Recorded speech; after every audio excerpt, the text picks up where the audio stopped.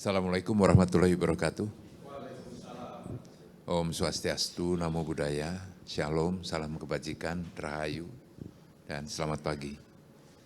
Ini Pak Edi yang online masih.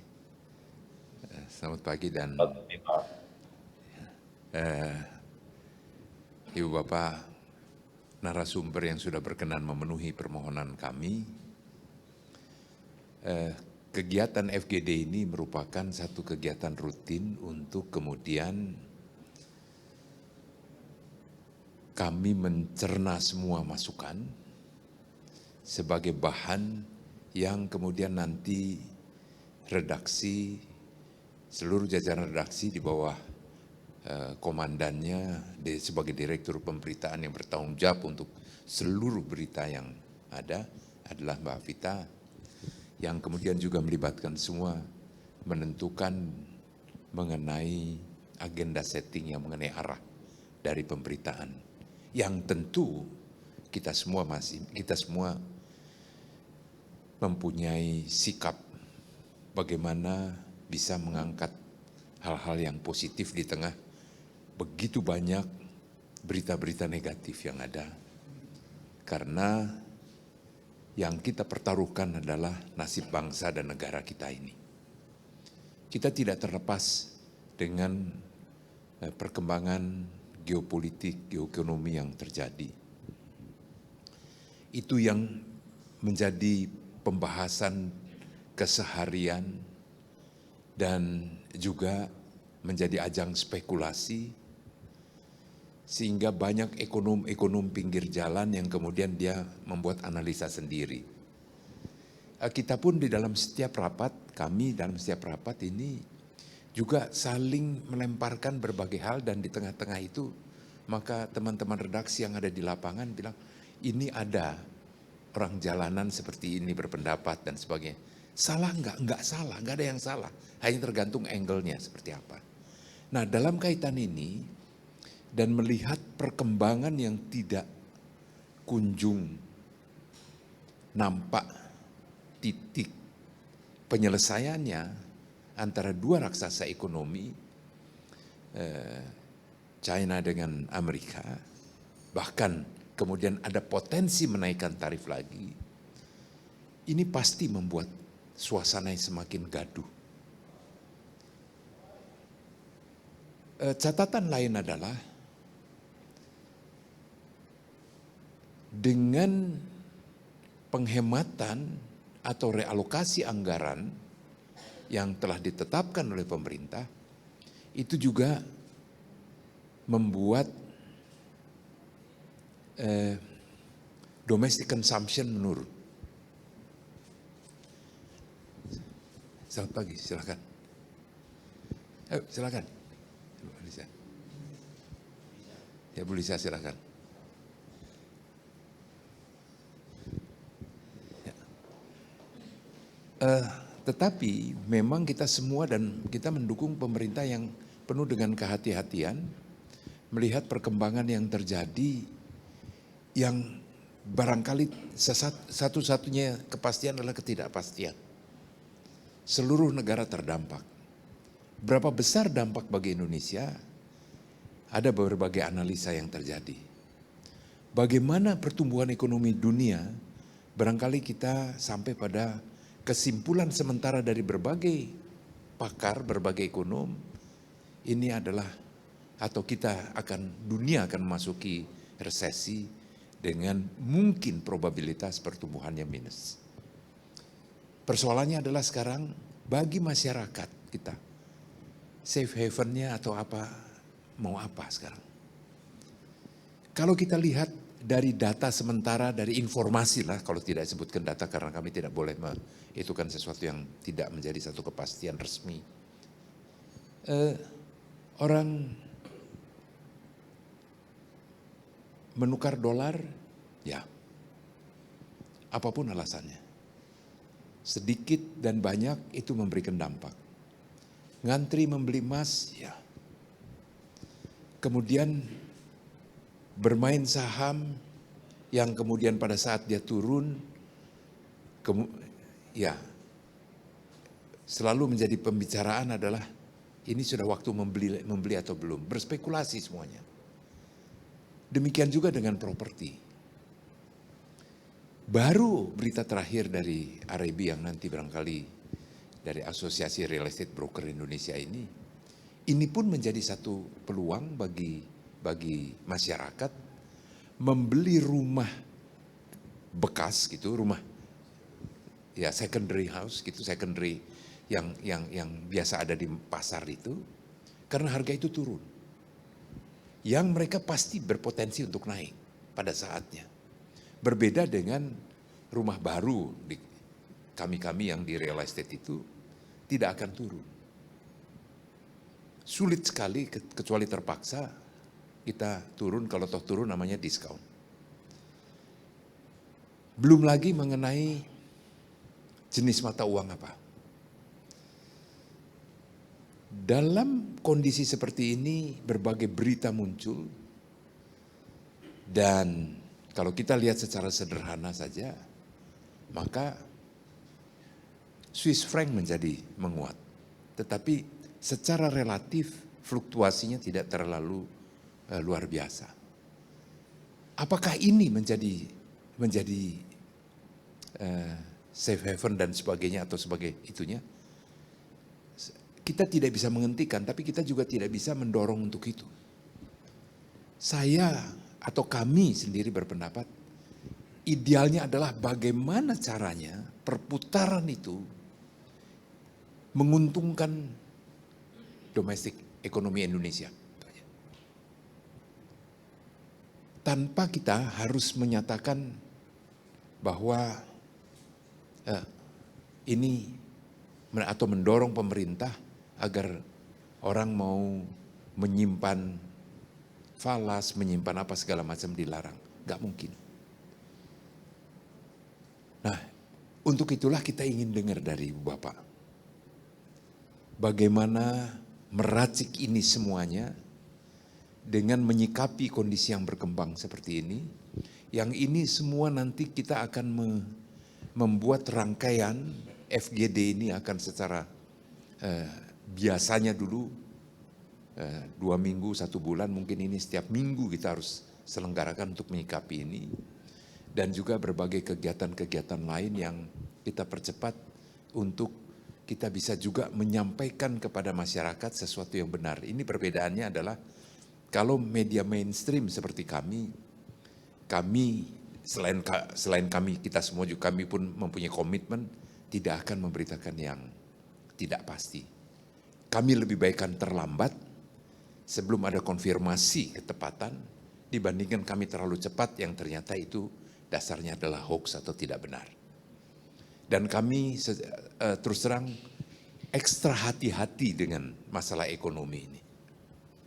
Sebab salah kami memberitakan ini, menyampaikan ini bisa memberikan sedikit banyak memberikan dampak negatif bagi masyarakat.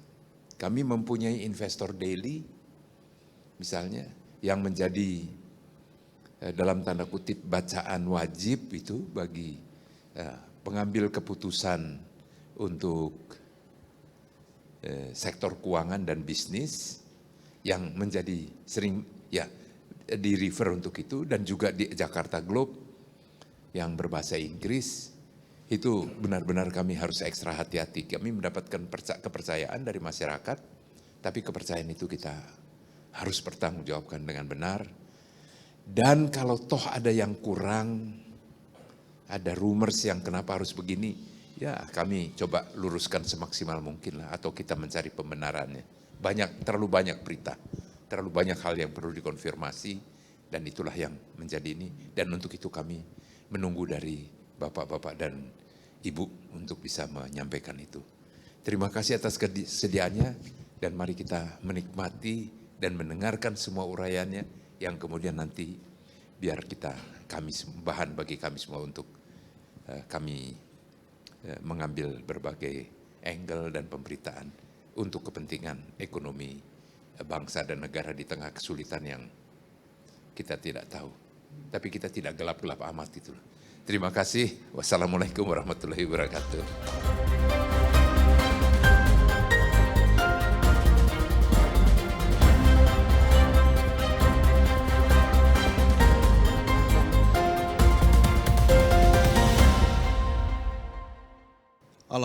pemirsa, selamat datang di Forum Group Discussion meracik portofolio investasi di tengah ketidakpastian tarif Trump.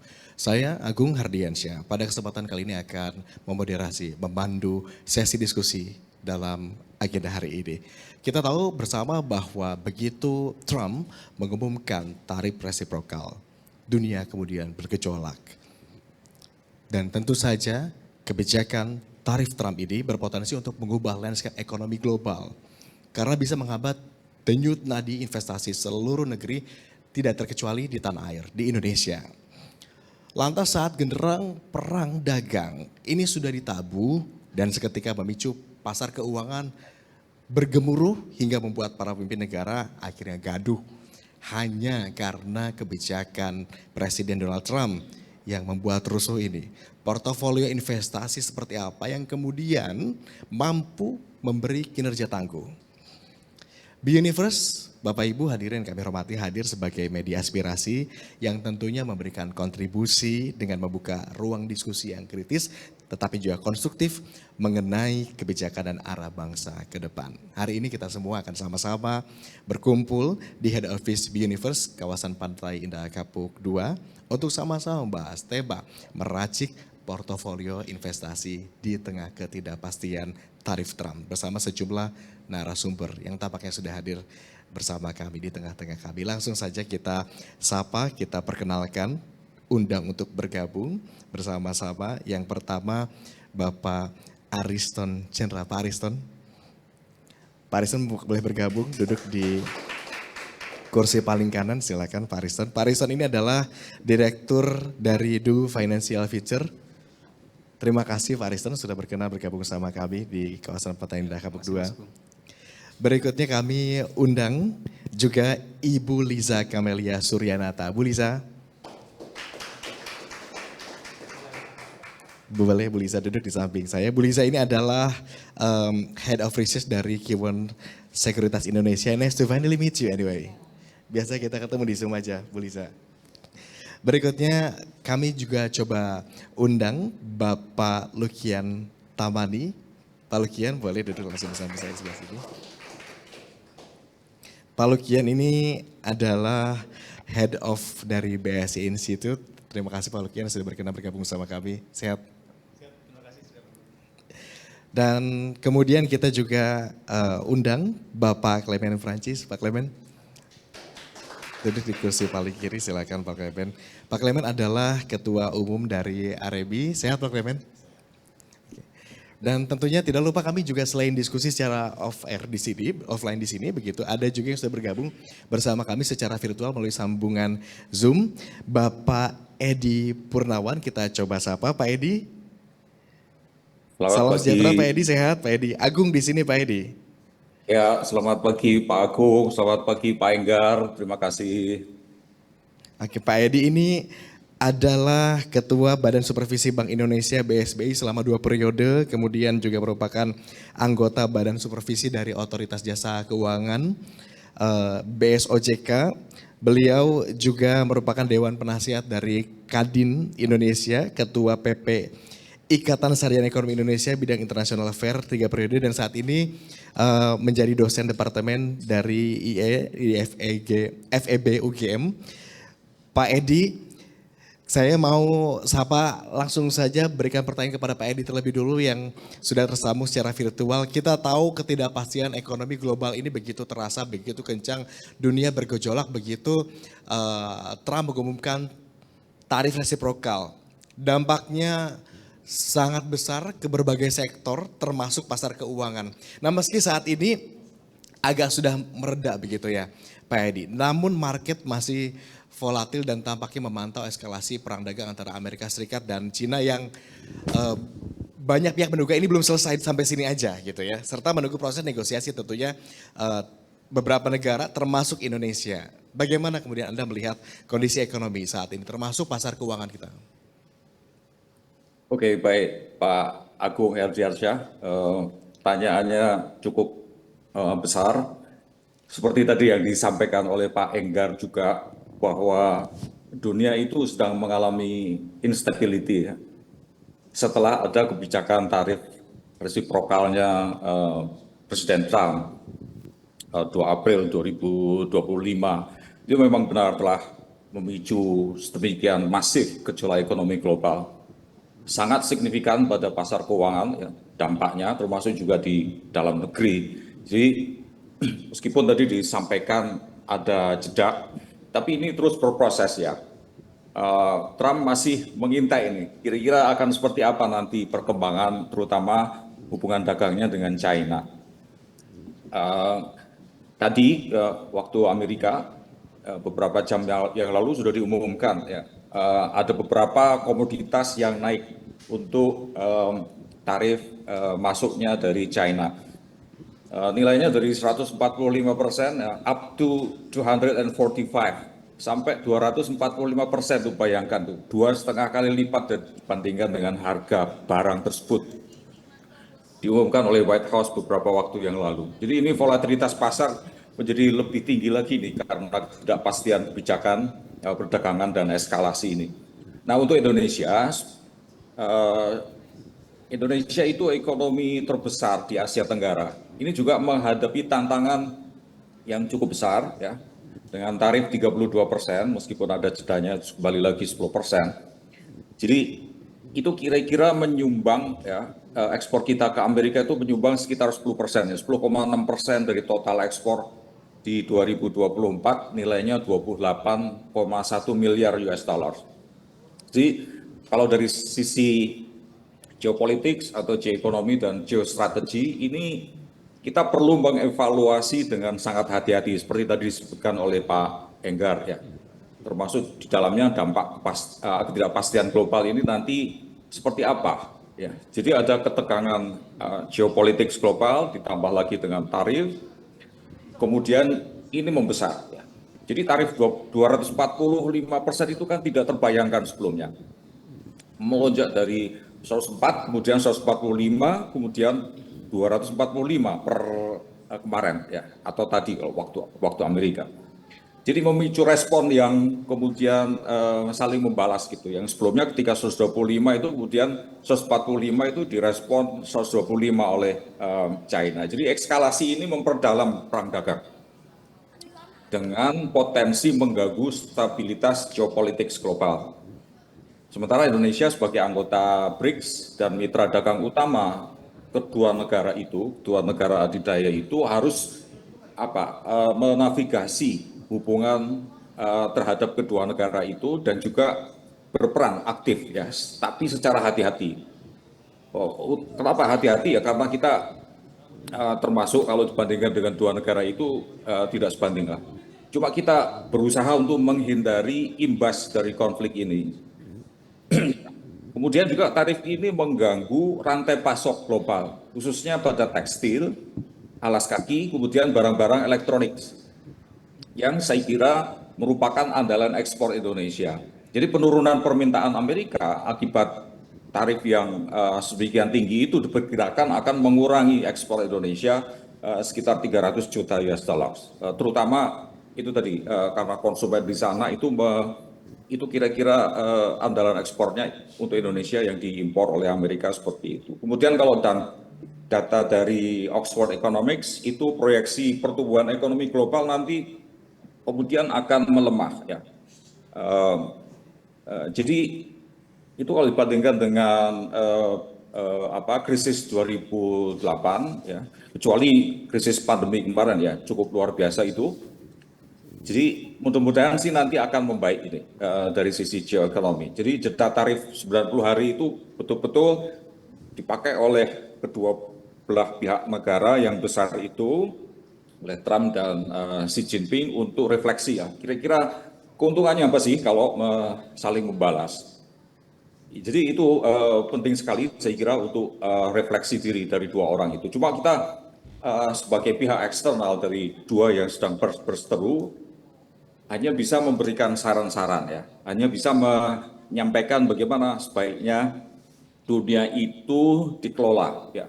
Sehingga itu nggak akan bagus kalau saling berperang, meskipun perangnya adalah perang dagang. Tapi to some extent penelitian oleh ekonom-ekonom dan juga oleh orang-orang yang ahli civilization dari belasan perseteruan seperti itu nanti akan meningkat itu kalau tidak bisa diatasi. Jadi Indonesia mestinya kemudian memperkuat posisinya di ASEAN dan juga di BRICS untuk mitigasi dampak. Jadi keanggotaan kita di BRICS 2025 itu meningkatkan akses ke pasar alternatif ya, seperti misalnya India dan Afrika Selatan. Ini saya kira akan harus diplomasi ekonomi itu penting sekali lah. Financial diplomacy termasuk juga economic diplomacy oleh orang-orang yang kredibel dari Indonesia yang pinter-pinter berdiplomasi itu saat-saat seperti sekarang ini sangat dibutuhkan. Oleh karena itu maka diplomat-diplomat termasuk juga di Amerika dan di China itu betul-betul diperlukan sekarang. Termasuk juga Indonesia juga harus menjalin kerjasama ekonomi regional dengan Uni Eropa. Itu saya kira juga pasar yang cukup potensial. Hubungan bilateral itu sekarang semakin dihargai sekarang ya. Saya pernah ke UN pada waktu itu bertemu dengan kepala ekonom di UN di New York. Pada waktu itu Trump yang pertama itu dia bilang ini dunia sedang hopeless nih. Mengapa ya? Karena multilateralism yang kemudian dikelola tata kelolanya oleh UN, United Nations itu menjadi degrading. Agak susah mengendalikan Amerika pada waktu itu. Itu kepala ekonominya agak lepas tangan gitu karena agak susah mengatasi itu. Saya kira begitu termasuk juga dampaknya kepada Indonesia. Kalau ditanya tadi kira-kira ya kemarin kita melihat Jakarta Composite Index turun cukup dalam 9,2%. Pada 8 April, kemudian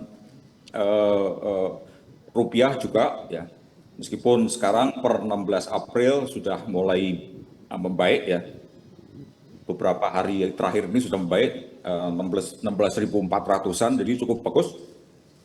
Di samping juga cadangan devisa kita yang cukup luar biasa besar. Jadi ini kita sama sekali berbeda dengan kondisi pada saat krisis moneter tahun 1928-1999, di mana pada waktu itu cadangan devisanya cuma sangat tipis.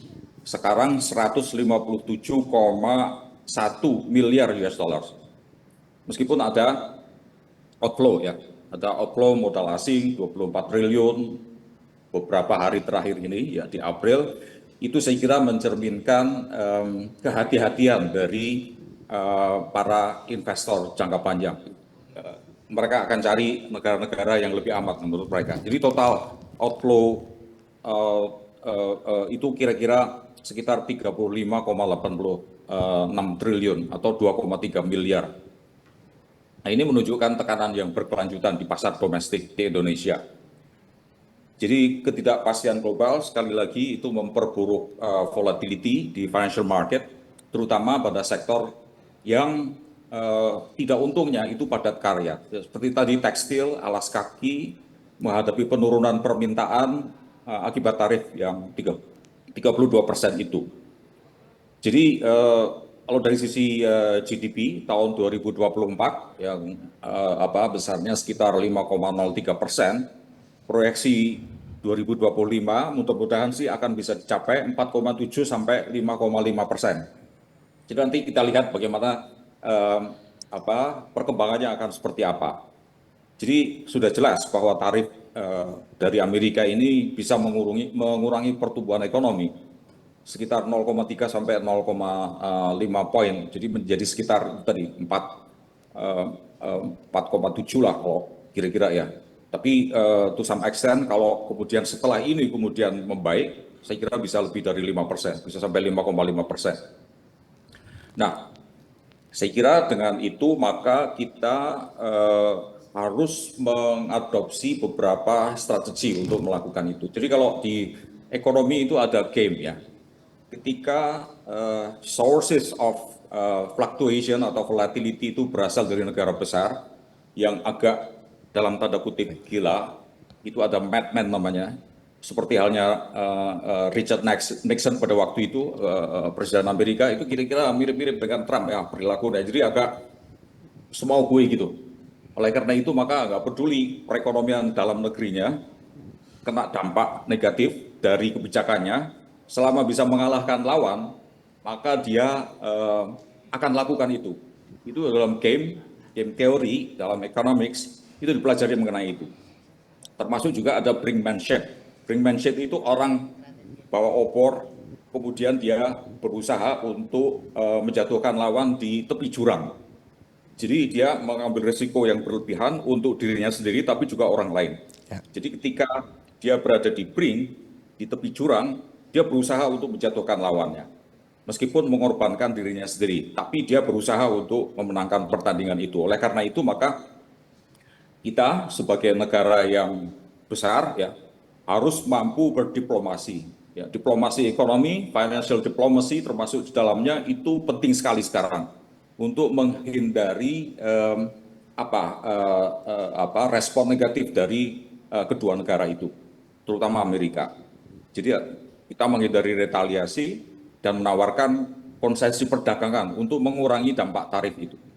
Nah, itu sudah dilakukan oleh Pak Prabowo dengan tim ekonominya, Pak Erlangga dan Sosya. Jadi ketidakpastian ekonomi global akibat kebijakan tarif resiprokal Amerika ini memang harus hati-hati kita menanganinya. Seperti halnya tadi disampaikan oleh Pak Enggar Tias Tolukita. Saya kira demikian kira-kira pendapat saya. Terima kasih. Baik Pak Edi, banyak sektor terdampak, banyak aspek yang perlu kita perhatikan tetapi selalu ada celah. Tergantung bagaimana kita bisa jeli melihat peluang yang ada begitu ya.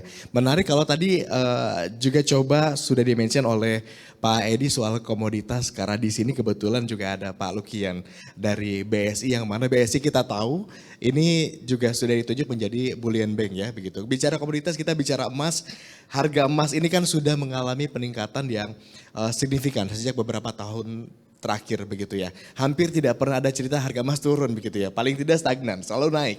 Logam mulia ini juga di tengah ketidakpastian global seperti saat ini juga tampaknya selalu menjadi pilihan investasi karena safe haven begitu ya. Khususnya dalam ketidakpastian di mana Trump yang baru saya mengumumkan juga tarif resiprokal ini. Tetapi dari kacamata Anda, bagaimana sih sebetulnya prospek harga emas ke depannya? Baik, terima kasih Mas Agung atas kesempatan. Jadi untuk melihat harga emas, saya pikir kita harus kilas balik sedikit. Kalau kita lihat data 30 tahun terakhir, sebenarnya ada berapa patterns dari harga emas. Kalau kita lihat sebenarnya harga emas dari 95 sampai 2008 sebenarnya itu relatif stabil sebenarnya. Kita yang generasi pernah mengalami krisis sebenarnya kan krisis moneter 97-98 memang krisis. Tapi harga emas itu sebenarnya kalau in dollar terms sama. Hanya karena rupiah kita melompat, jadi terasa emas mahal. Kemudian kalau kita lihat starting point dari peningkatan harga emas dari 95 mungkin sebelumnya ya, itu masih di kisaran $500 per ounce. Itu dia mulai naik itu 2008 ketika krisis financial crisis yang sebenarnya mengalami yang paling berdampak kan di Amerika sama Eropa gitu. Jadi setelah itu mungkin kita lihat harga emas mulai naik tuh. Jadi mungkin triggernya adalah ketika orang mulai melihat atau trust kepada sektor keuangan, kepada instrumen ada mortgage backed securities ataupun yang di investasi di saham yang mulai berpengaruh karena kata Alan Greenspan karena exuberance ya terlalu bernafsu investasi di saham, kemudian juga subprime lending ya. Jadi sebenarnya triggernya dari loss of trust, hilangnya kepercayaan kepada sektor keuangan.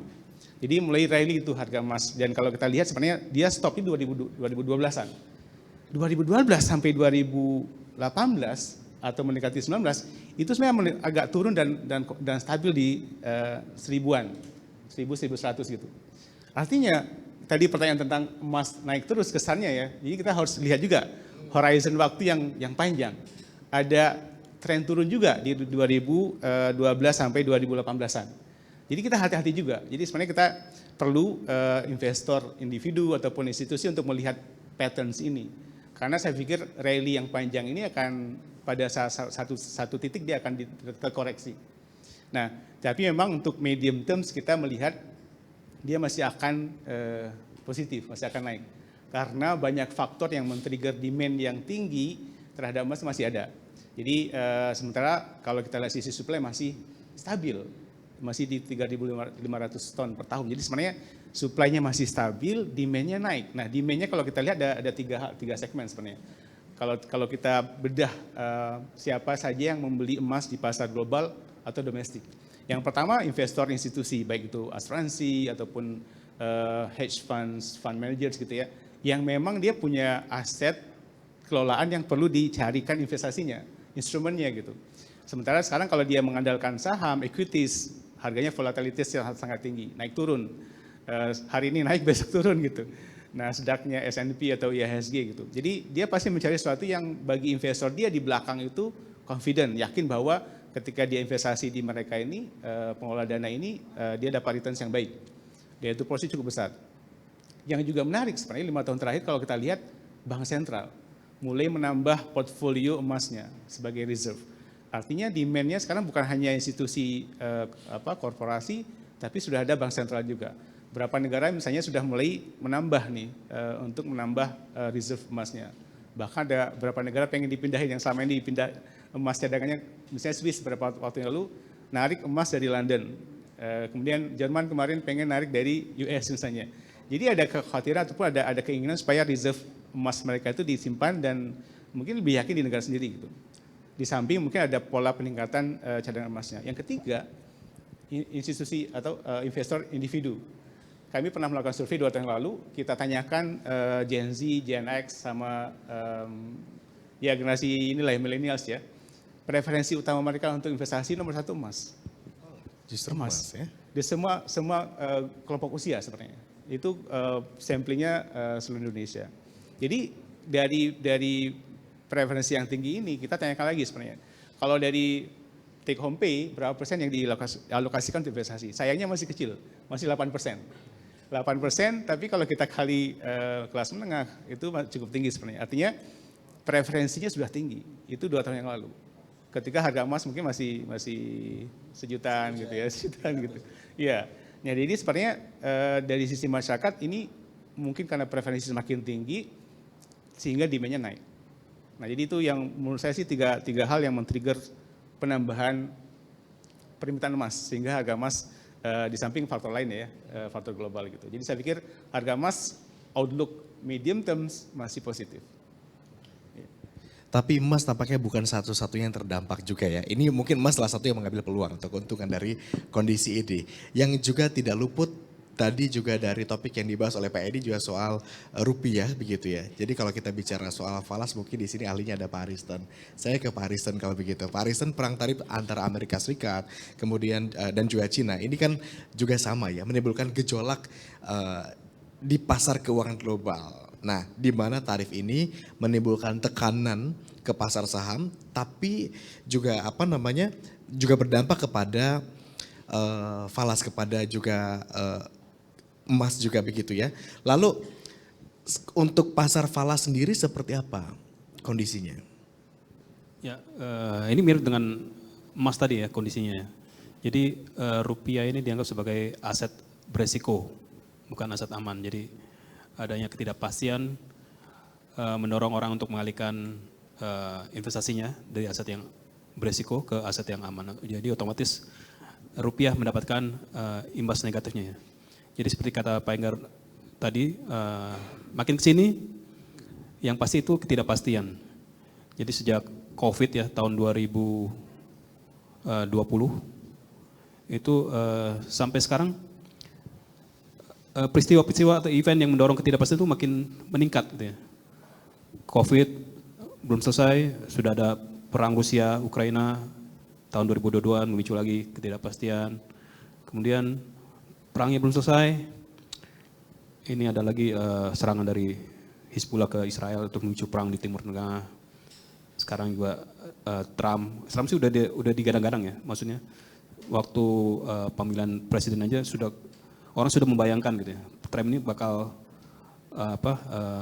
cukup keras ya, karena dia memegang policy Amerika itu nomor 1 gitu ya. Jadi dia mementingkan kepentingan dalam negerinya dibandingkan global. Jadi apapun yang dilakukan hanya untuk kepentingan Amerika Serikat. Jadi otomatis kebijakan itu menggoyangkan perekonomian global ya. Jadi ini salah satu yang menambah ketidakpastian. Juga kalau kita tarik lebih belakang lagi sama seperti Pak Lukian, tahun 9798 pada zaman Soeharto tuh stabil di 2000-an rupiah dolar ya. Kemudian lepas krisis moneter tiba-tiba melonjak sampai 16.800-an. Pemerintahan Habibie berhasil menurunkan sampai 6.600-an. Tapi setiap ganti pemerintah tuh rupiah selalu ditutup melemah dibandingkan pemerintahan sebelumnya ya. Berarti ini ada masalah di dalam fundamental ekonomi kita ya, masih cukup rapuh, masih gampang diomong-ambing oleh faktor eksternal yang terjadi di luar Indonesia gitu ya. Entah masalah defisit anggaran, masalah trade balance yang negatif gitu ya.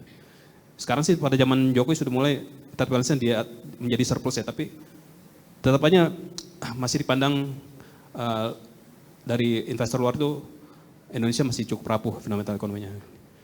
Kalau sekarang ini kelihatan terjadi deindustrialisasi ya. Banyak pabrik-pabrik yang tutup. Meskipun program hilirisasi sudah mulai ya. Dari pemerintahan Jokowi sebelumnya, sekarang dilanjutkan oleh pemerintahan Prabowo untuk mendukung meningkatkan industri di Indonesia gitu ya. Tapi kelihatannya masih belum cukup untuk membantu mendorong fundamental ekonomi kita jadi lebih kuat dari sebelumnya. Oke, jadi rupiah sebetulnya katakanlah kita masih lemah, fundamentalnya masih belum ada. Ada isu sedikit di luar begitu, kita terdampak begitu. Iya pasti. Setiap ada isu sedikit dari eksternal, rupiah langsung goyang. Oke. Gitu. Dan sayangnya setiap periode, setiap tahunnya ada terus begitu ya. Mulai tadi Anda menyebutkan Rusia, Ukraina, kemudian juga ada serangan di Timur Tengah, konflik Timur Tengah, lalu di belakang adalah perang dagang. Tetapi kalau bicara tarif Trump yang rasanya paling drama, yang paling dar-der-dor, ini merespon adalah saham, mungkin Bu Liza. Soal saham ini yang paling cepat direspon begitu ya, begitu tarif Trump ini diterapkan oleh Presiden Trump. Indonesia termasuk beruntung kala itu, kenapa? Karena momennya pada saat Lebaran, jadi memang belum terlihat gitu ya, terselamatkan, tetapi begitu pasar dibuka pasca Lebaran, kita tahu kondisinya langsung mengalami trading halt. Bahkan langsung dirubah aturannya ya, dari 5% jadi 8% kalau nggak salah begitu ya. Nah bagaimana kalau begitu Bu Liza melihat dampak dari kebijakan tarif Trump ini terhadap saham? Oke, ya pastinya akan sangat memberikan guncangan ke pasar saham. Secara di satu sisi begitu banyak update yang datang setiap harinya sampai kita kayak cukup overwhelmed gitu ya. Kita harus ngikutin betapa Trump itu kepribadiannya sering berubah-ubah ya. Di satu sisi dia bisa bilang sebelum weekend minggu lalu kalau nggak salah dia Gedung Putih keluarkan statement bahwa tidak akan ada pengenaan tarif pada barang smartphones dan laptop. Tapi di minggu malamnya justru Trump sendiri bilang saya membantah mengatakan hal tersebut dan masih tetap akan ada tarif tertentu untuk produk tersebut gitu ya. Nah, dan I believe juga bukan cuma kita aja yang pelaku pasar IDX aja yang nggak siap dengan turbulensi ini karena kalau saya lihat dari sikapnya Elon Musk sendiri gitu ya, dia ibaratnya dia cukup mengeluarkan protes keras gitu dan dia sempat meledek atau mengatakan bahwa penasihat atau arsitek Trump tarifnya ini adalah seorang moron gitu ya, yang artinya nggak ngerti ilmu ekonomi begitu. Dan jika petinggi-petinggi raksasa teknologi ini cukup aware sebelumnya, itu Apple nggak akan berbondong-bondong langsung menerbangin 5 kapal kargo yang isinya iPhone dari semua pabrik dia sebelum tarif dikenakan begitu. Kayak upeti gitu ya itu ya? Iya, so ya ternyata saya lihat, oh ternyata ini cukup, ini tidak cuma berada di level investor retail atau ya investor harian seperti kita aja gitu. Even ternyata high ranking officials juga cukup kaget dengan dengan sikap Trump seperti itu. Bahkan senator di AS juga kayaknya sudah mau mulai probing dia untuk market manipulations ya kan. Dan pemimpin raksasa perusahaan raksasa di AS juga kayaknya udah mulai mempertanyakan gitu kemana arah kebijakan ini selanjutnya ya, karena Nvidia juga lately baru saja ngomong kita memberi warning ya bahwa kebijakan terakhir tentang chip ini restriction atas chip untuk China masuk ke Amerika ini bisa membuat kita menanggung biaya raksasa sebesar 5,5 miliar USD ya.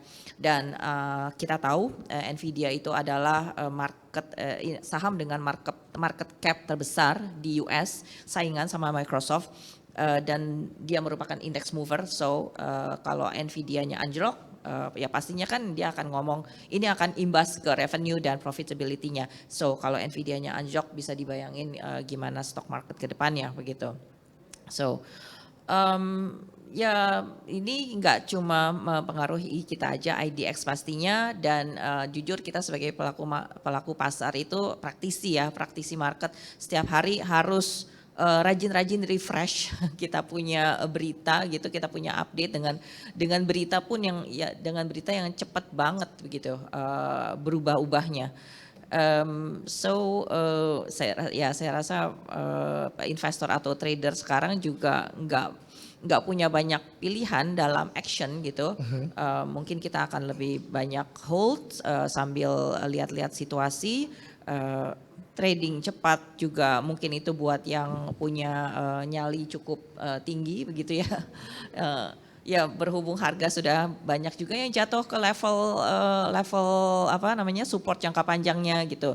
Kalau ada yang rajin bisa trading dengan technical analysis itu dia bisa akumulasi kemarin sedikit-sedikit, dan benar kata Agung bahwa kemarin kita itu agak terselamatkan oleh libur panjang Lebaran ya. Karena historically-nya kalau misalnya kita habis mengalami libur panjang, pasti begitu market buka hari pertama kita akan adjusting dengan apapun yang terjadi di regional market. Ya kemarin sayangnya regional marketnya amburadul, so begitu buka langsung trading halt, dan itu adalah jujur pengalaman pertama saya selama berkarir di stock market gitu. Begitu dibuka tank jam 9 langsung jeblok.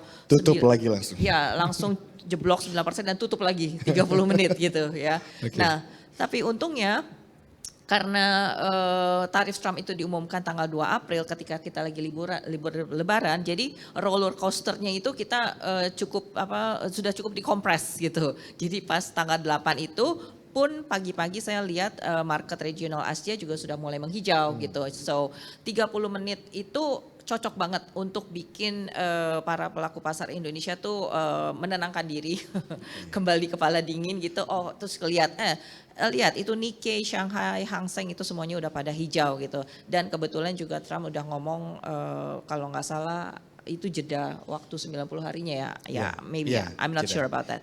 Well, tapi bisa jadi berubah lagi kan Bu Liza ya? Ya, pastinya 90 hari ini ya pastinya akan masih ada banyak volatility begitu. So bagaimana cara pelaku pasar investor atau trader IDX menyikapinya, ya kita harus adaptable, harus punya daya adaptasi yang tinggi. Begitu. Oke. Saking keduanya bersikeras, Cina dan Amerika, warganet ini juga sampai menelisik. Ini mereka lahirnya apa katanya 14 Juni dan 15 Juni. Gemini dua-duanya katanya. Jadi perangnya ini katanya kemungkinan nggak akan selesai dalam jangka waktu dekat. Bisa jadi terus-terusan terjadi. Tetapi kalau kita bicara investasi selain emas, kemudian juga falas, saham, ada satu instrumen investasi yang sejak zaman nenek moyang dulu begitu, itu perlu dimiliki orang katanya.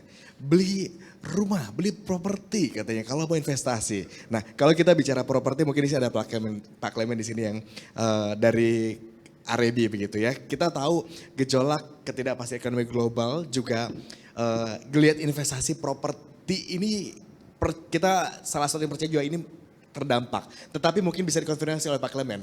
Benarkah demikian? Oke. Terima kasih Mas Agung. Jadi kalau kita menyikapin dengan ketidakpastian daripada ekonomi global, kami dari Asosiasi Real Estate Broker ini melihat bahwa investasi properti itu masih menjadi daya tarik yang kuat bagi masyarakat. Especially buat yang kelas yang menengah atas dan kawasan-kawasan penunjang daripada kota besar. Itu masih menjadi salah satu daya tarik. Barusan sebelum saya diminta sebagai narasumber, saya ketemu dengan salah satu developer di daerah Tangerang Selatan. 3 bulan terakhir mereka bisa menjual residensial saja itu 700 miliar. Dan bulan lalu khusus residensial aja ini satu developer, karena di Tangsel itu banyak sekali developer besar, itu mereka bisa membukukan 350 miliar. Artinya investasi properti ini masih menjadi daya tarik yang bagus. Dengan gonjang-ganjing ekonomi global yang pasti investor pun juga ada berhati-hati di dalam berinvestasi. Tetapi yang seperti Mas Agung sampaikan bahwa sejak dari dulu masyarakat kita ini masih mempunyai satu mindset, apabila selesai sekolah dapat pekerjaan, apa yang mereka cari? Properti, rumah. Jadi kami di asosiasi pun juga melihat bahwa tanah itu tidak bertumbuh, tetapi populasi itu bertumbuh terus. Di mana di situ kita akan lihat bahwa antara supply dan demand itu masih ada kalau hukum ekonominya. Nah, dengan adanya ketidakpastian global ini, kita melihat bahwa sebenarnya ini adalah opportunity. It's a time to buy. Kenapa? Mungkin saat ini akan banyak oversupply.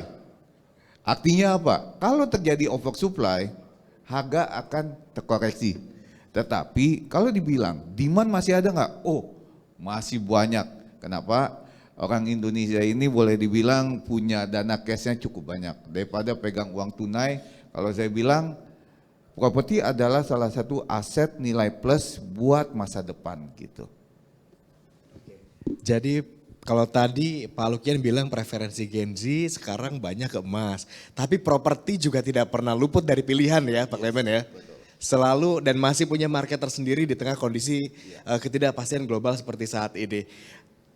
Bapak Ibu, tadi kita sudah mendengarkan bagaimana dampak dari perang dagang Amerika dan Cina begitu dari sektor falas, saham, emas, kemudian juga properti. Sekarang kita kembali ke Pak Edi. Pak Edi, dari kacamata Anda, kebijakan moneter atau fiskal, KSK atau seperti apa yang perlu ditelurkan oleh pemerintah untuk menyelamatkan berbagai sektor yang terdampak kalau dampaknya buruk. Tetapi juga kita lihat ternyata ada peluang-peluang besar di sini. Apa yang perlu kita akselerasi untuk mendorong peluang-peluang itu kemudian berkembang dan kita termasuk pihak yang bisa memetik hasilnya. Oke, ya baik. Memang ini tidak mudah ya, karena guncangannya memang luar biasa besar. Kemudian kita dalam periode menunggu itu kira-kira apa yang akan diambil dalam 3 bulan ini oleh Donald. Jadi saya kira pada saat kita menunggu itu kita bisa melakukan berbagai macam preemptif ya. Tentu saja adalah dengan pendekatan-pendekatan. Kalau dari sisi kebijakan-kebijakan, saya kira secara singkat mungkin saya bisa menyampaikan kalau BI ya perlu melanjutkan intervensi terhadap valuta asing kalau rupiahnya dijagain ya, dengan mempertimbangkan penyesuaian suku bunga ya. Ini menjaga stabilitas sistem keuangan itu nomor 1 di Indonesia. Jadi jangan dianggap enteng stabilitas sistem keuangan atau pasar keuangan. Pemerintah bersama dengan Bank Indonesia, bersama juga dengan OJK, dengan LPS, dan juga dengan kementerian-kementerian teknis itu perlu maraton, mempersiapkan kira-kira apa sih yang bisa diambil. Itu persiapan, tapi jangan sampai kemudian menimbulkan kesan bahwa kita panik. Kita nggak panik, kita dalam rangka mempersiapkan itu kita alert gitu, tapi kita tidak panik sesungguhnya. Fiskalnya adalah pemerintah harus memperluas stimulus ya untuk sektor-sektor yang terdampak ya, seperti misalnya tekstil, termasuk juga mempercepat implementasi.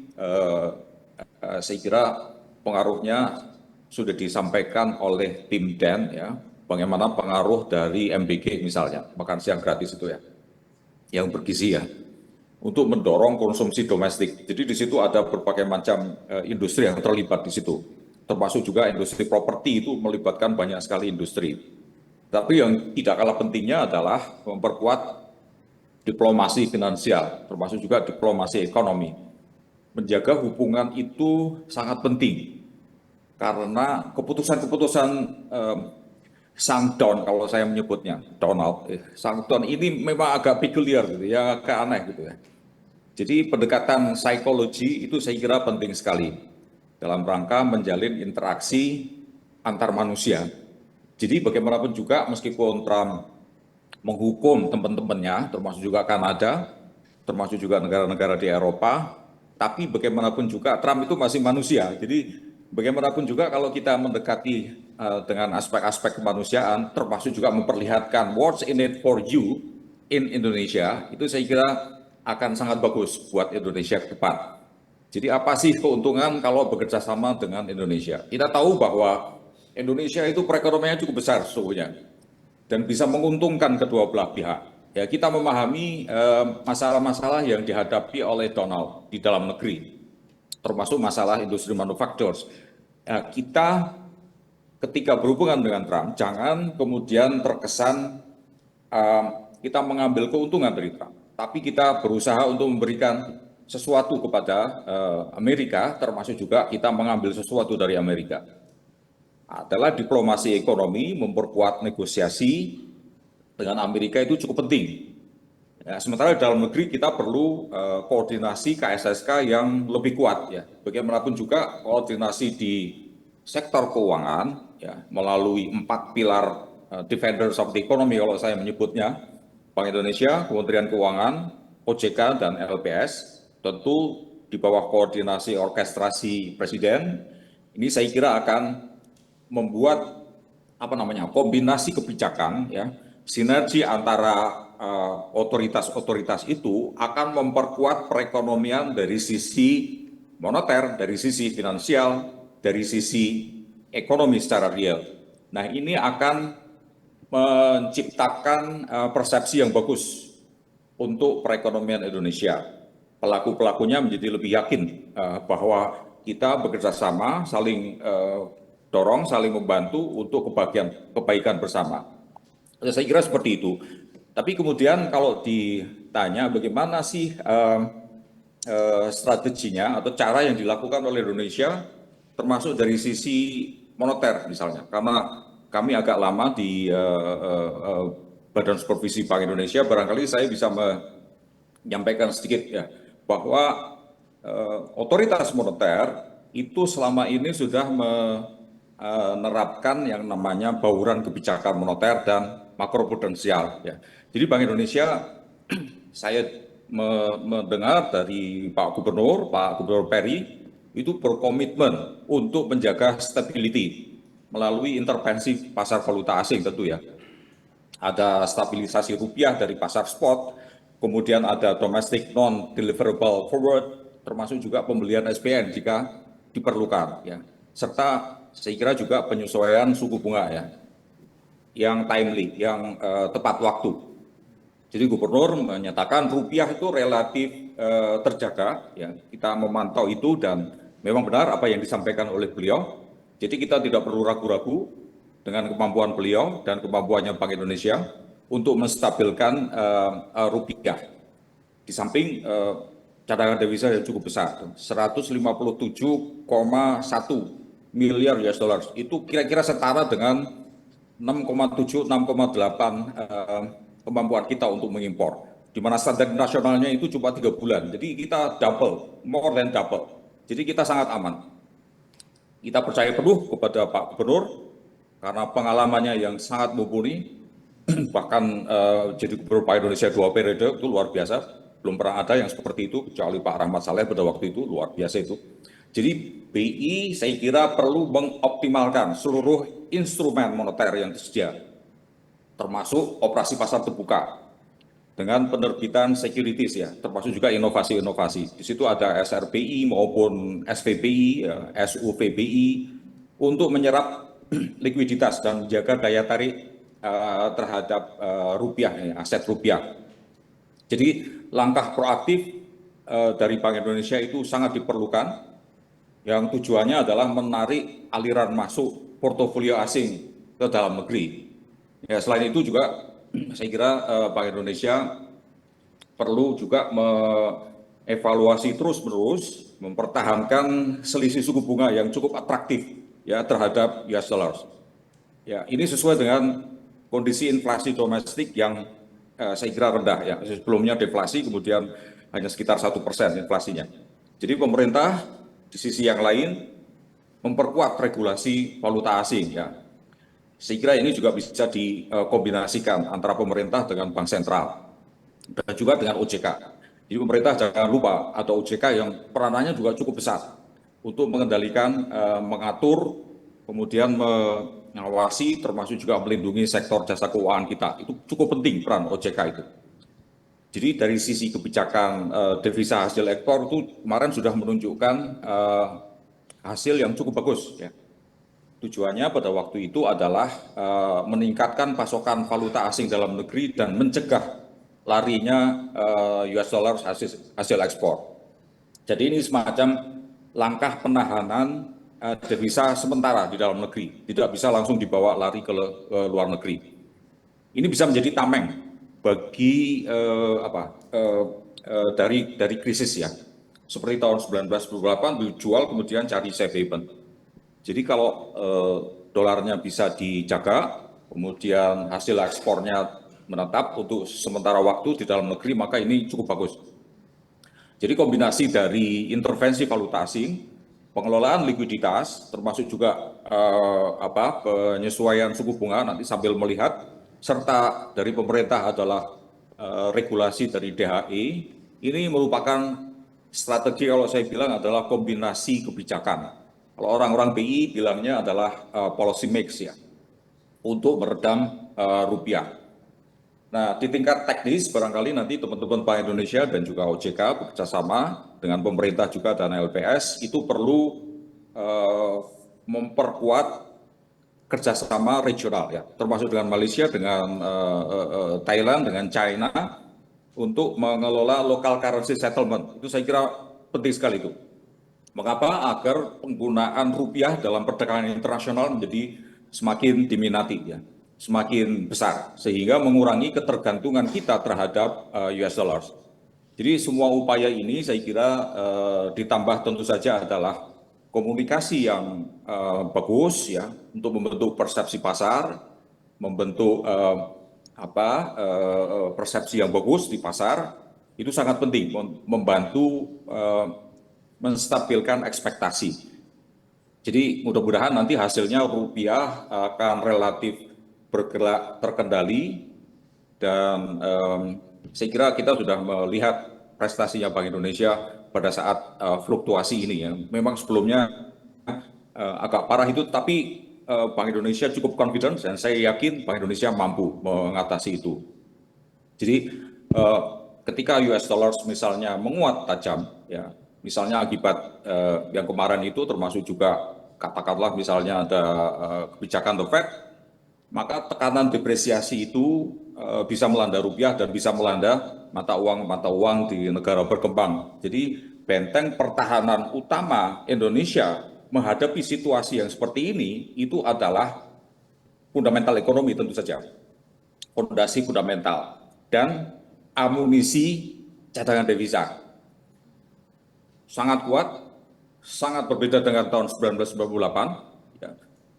Waktu itu hanya sekitar belasan miliar US dollar, sekarang 157 miliar US dollar per Maret ya, per April inilah, Maret-April ini, tertinggi sepanjang masa ini.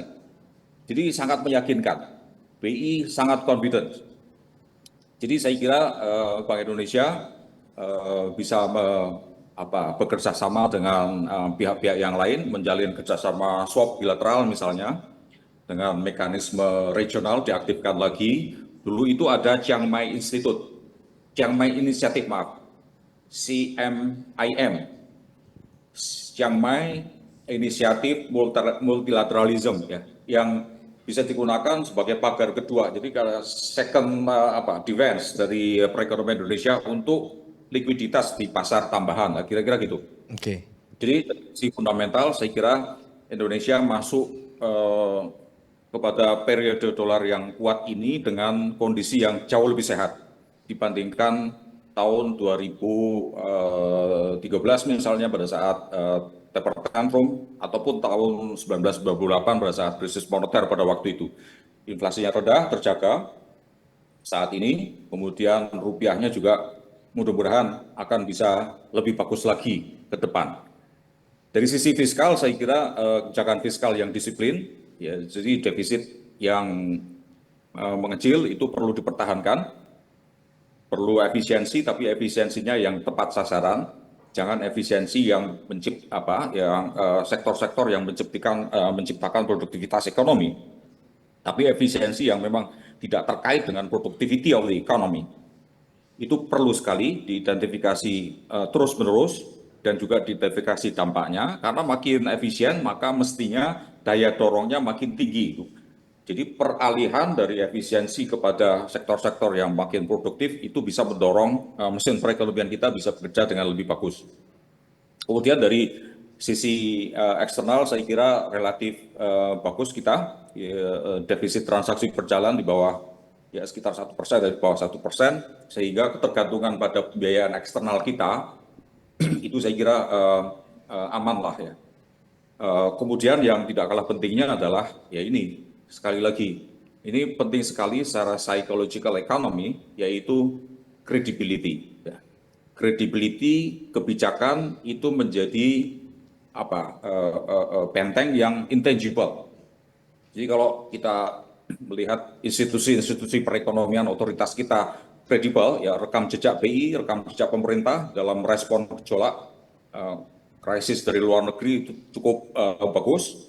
Jadi saya kira itu akan meningkatkan kepercayaan investor asing. Jadi kita bersama-sama, defenders of the economy, termasuk juga pelaku ekonominya, bersama-sama saling bahu-membahu, dan otoritas bisa menciptakan persepsi dan ekspektasi yang bagus. Jadi singkatnya kira-kira benteng pertahanan ekonomi Indonesia itu meliputi yang pertama adalah cadangan devisa yang cukup besar, ya. Kemudian yang kedua fundamental makroekonomi kita, ya, inflasinya rendah, kemudian fiskal dan eksternalnya relatifly bagus, ya. Ini jadi perisai utama, serta tentu koordinasi kebijakan dan perangkat kerjasama internasional yang harus mulai diperhatikan, mulai diaktifkan. Karena ini bagaimanapun juga negara yang kemudian mendapatkan dukungan yang lebih besar dibandingkan negara yang lain, maka relatifly dia lebih kuat dibandingkan yang lain. Jadi saya kira begitu, intisarinya adalah ada beberapa yang kami usulkan. Yang pertama, kebijakan moneternya itu melanjutkan intervensi valuta asing untuk meyakinkan masyarakat, dan BI punya dananya. Kebijakan fiskalnya, pemerintah harus memperluas stimulus yang terjadi pada sektor-sektor yang terdampak, sekaligus mengarahkan kepada sektor-sektor yang relatif lebih produktif untuk mendorong perekonomian. Kemudian ada diplomasi ekonomi, diplomasi finansial untuk memperkuat negosiasi. Kemudian berikutnya adalah koordinasi melalui KSSK. Itu penting sekali itu untuk meningkatkan sinergi di antara otoritas fiskal, moneter, OJK, LPS, dan pemerintah di sektor teknis, supaya kebijakannya terpadu. Jadi masyarakat melihatnya, pelaku ekonomi, economic agent itu melihat ini betul-betul sinergis, betul-betul saling mendukung. Dan akhirnya masyarakat percaya, pelaku ekonomi percaya, Kadin percaya, dan akhirnya akan menciptakan ekspektasi yang bagus untuk sistem keuangan kita dan juga sistem ekonomi kita. Saya kira begitu, Mas Agung Erdiansyah, terima kasih. Baik. Saya ya, kami dengar Pak Edi juga ada agenda ya pukul 11.30. Benar demikian Pak Edi? Ya, Pak Edi, 11.25 kalau boleh ya. Oke, kalau begitu sekalian closing statement dari Pak Edi sebelum silam untuk semua sektor ini, untuk semua sektor investasi kita pada hari ini. Closing statement. Oke, baik. Silakan Pak Edi. Jadi untuk terutama yang sektor-sektor yang padat karya yang terdampak, ya seperti misalnya tadi tekstil, kemudian alas kaki, dan sektor-sektor yang memang langsung menghidupi banyak sekali tenaga kerja, saya kira pemerintah perlu lebih fokus memperhatikan kepada sektor ini. Jadi saya kira ini sektor yang berkaitan dengan hajat hidup masyarakat banyak, karena memang ini shocknya luar biasa besar. Ini perlu diperhatikan lebih fokus lagi oleh pemerintah.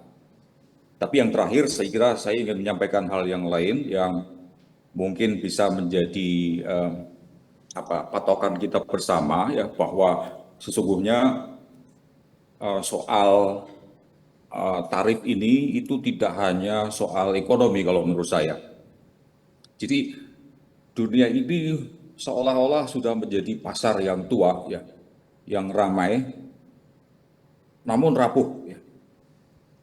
Jadi di tengah keramaian itu ada dua pedagang besar, ya, yang namanya Amerika dan China, Tiongkok, itu terlibat dalam ketegangan yang luar biasa memanas.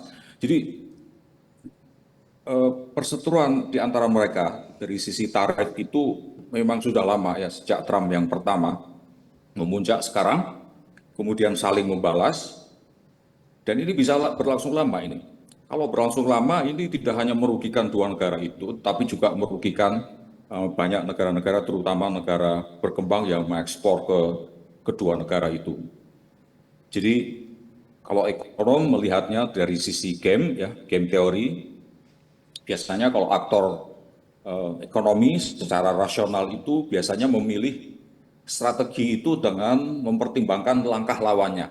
Ya. Ini Amerika dan China saling melihat. Tetapi sekarang sudah sangat berubah gitu ya.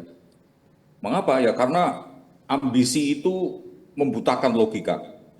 Amerika Serikat memulai duel ini tahun 2018, tarifnya pada waktu itu 50 miliar US dollars, berusaha memaksa Tiongkok menyerah atas tuduhan macam-macam lah, pencurian hak atas kekayaan intelektual dan seterusnya. Jadi saya membaca beberapa buku yang berkaitan dengan itu, ternyata tidak hanya masalah game, tidak hanya masalah ekonomi, tetapi ini masalah identitas negara besar. Jadi ketika satu negara besar ingin menyalip yang lain, maka ada soal psikologi di sini yang terusik.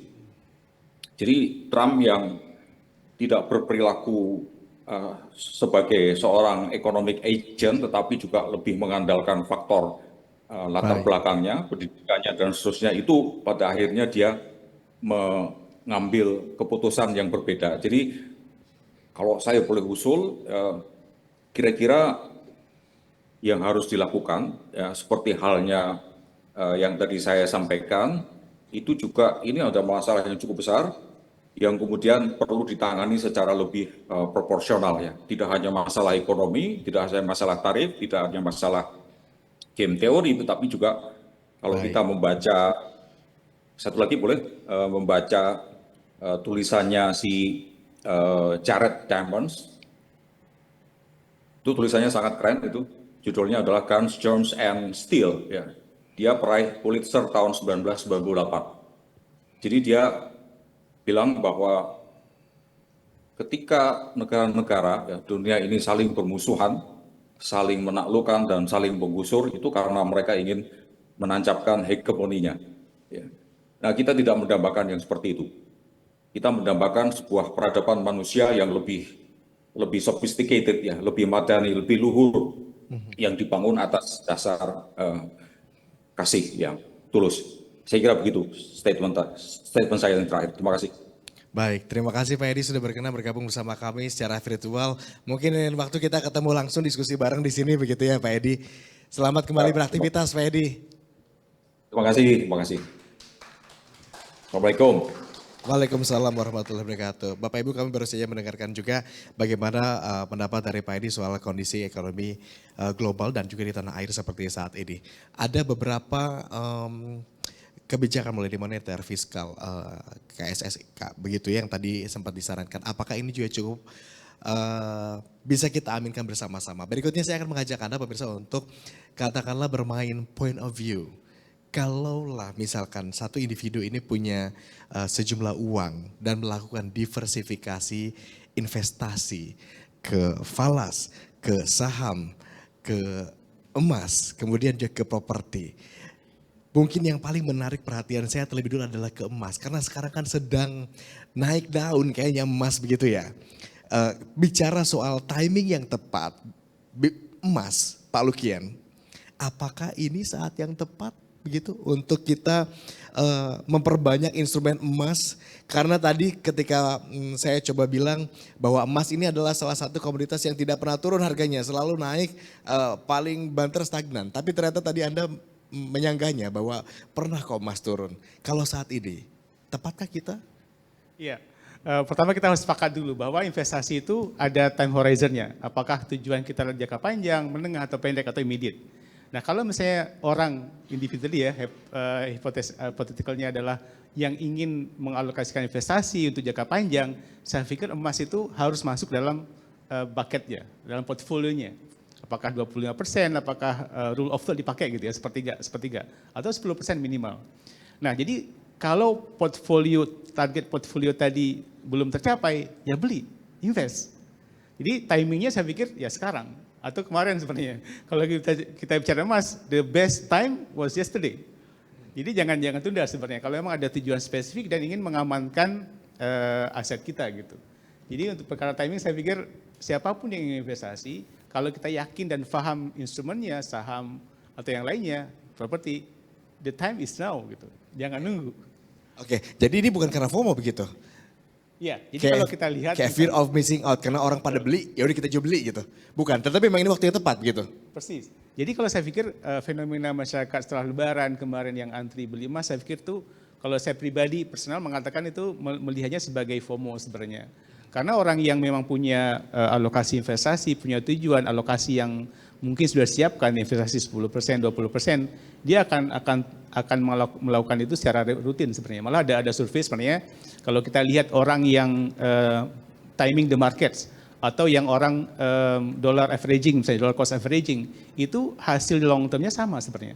Orang yang rutin nabung saham, nabung emas misalnya secara rutin ada alokasi 1 juta kah, 500.000 kah, beli emas saja, beli saham aja, sedapatnya gitu.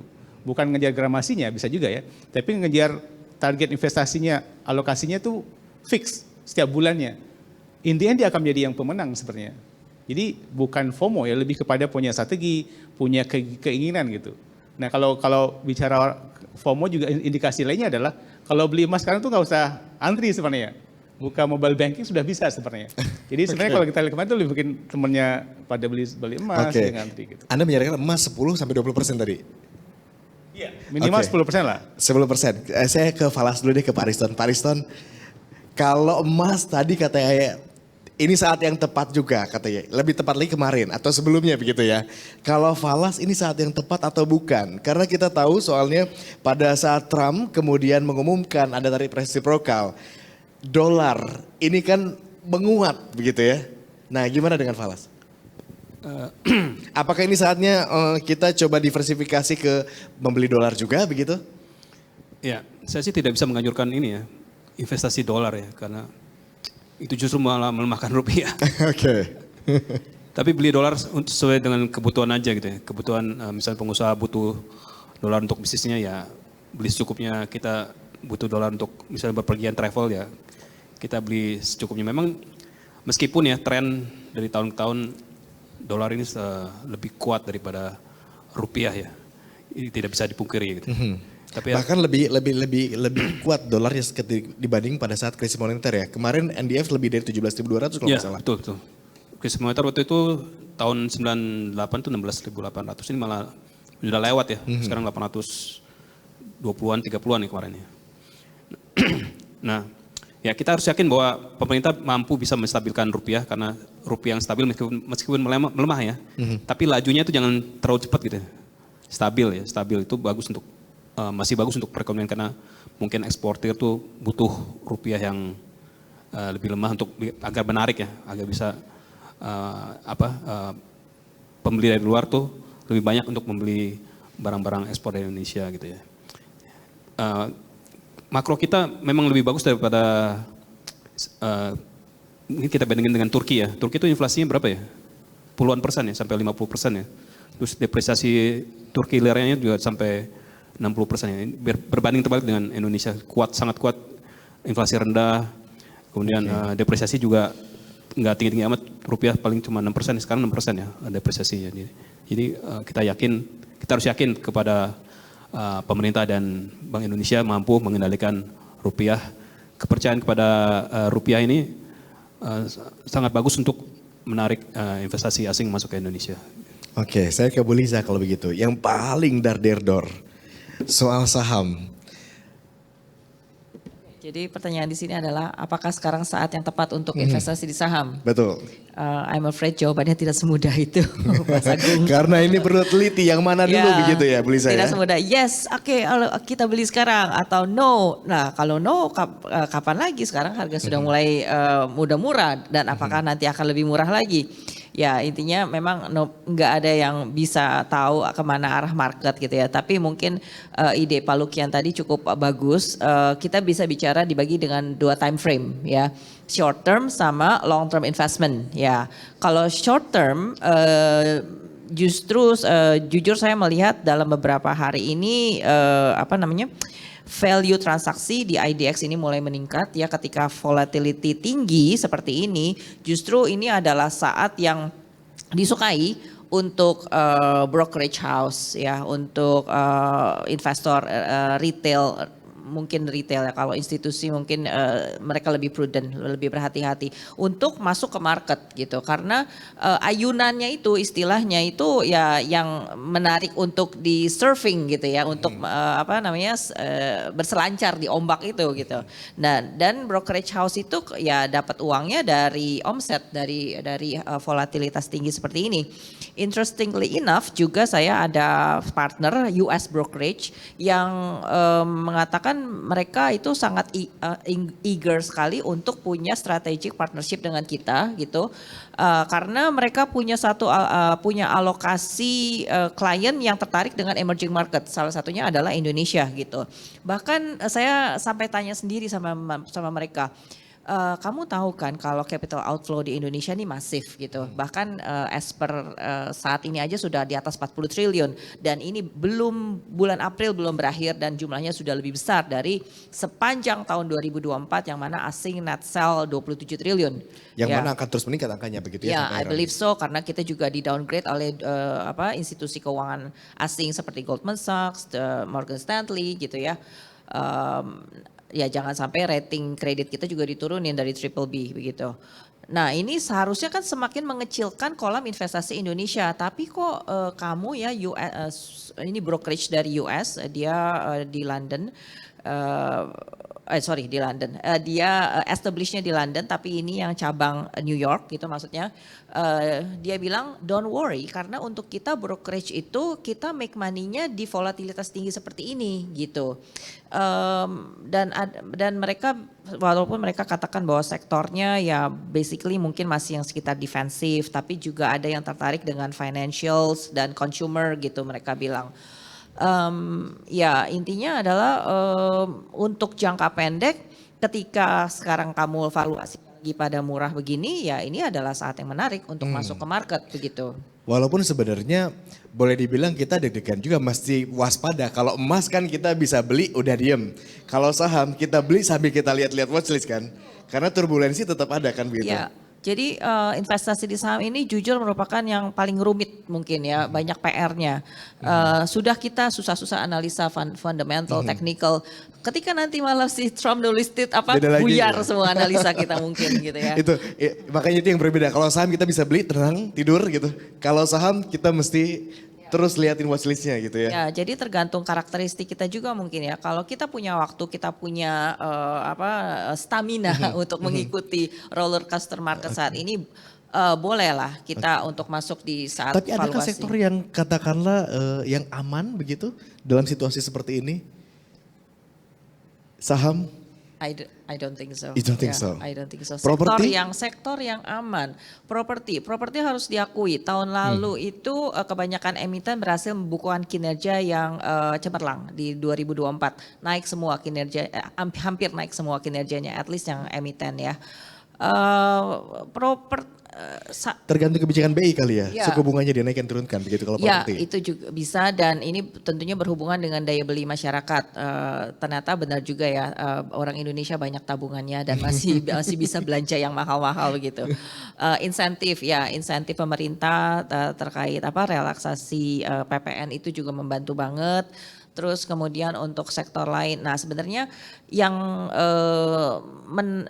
menarik itu pastinya kita akan ngomong finance sector ya, karena itu adalah tulang punggung IHSG dan sektor finance ini biasanya menjadi tujuan utama dari asing. Nah makanya kemarin ketika asing keluar mereka banyak dump saham-saham bank besar begitu. Oke. Nah sektor finance sendiri ini yang kemarin kapan lagi dapat BRI harga segitu, Bank Mandiri, BCA gitu kan ya, jadi statusnya spekulatif buy itu menarik untuk dilakukan begitu. Nah, jadi kita balik lagi ke awal. Jadi ada 2 time frame, short term sama long term investment.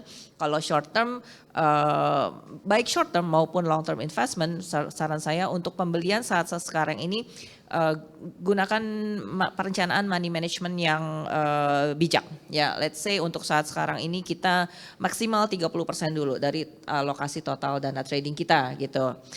Baik Bapak Ibu mau trading cepat maupun untuk long term investment, belinya bertahap karena kita nggak tahu volatilitas ke depannya akan seperti apa lagi, ya kan? Dari equity yang kita punya juga 30% aja begitu ya. Iya, begitu. Dialokasikan. Lebih baik wait and see. Kalau Ya, kata lebih banyak cash ya. Kalau kita mau istilahnya tes ombak begitu, bahasa gaulnya ya jangan banyak-banyak dulu, jangan full power walaupun harga murah meriah saat ini gitu.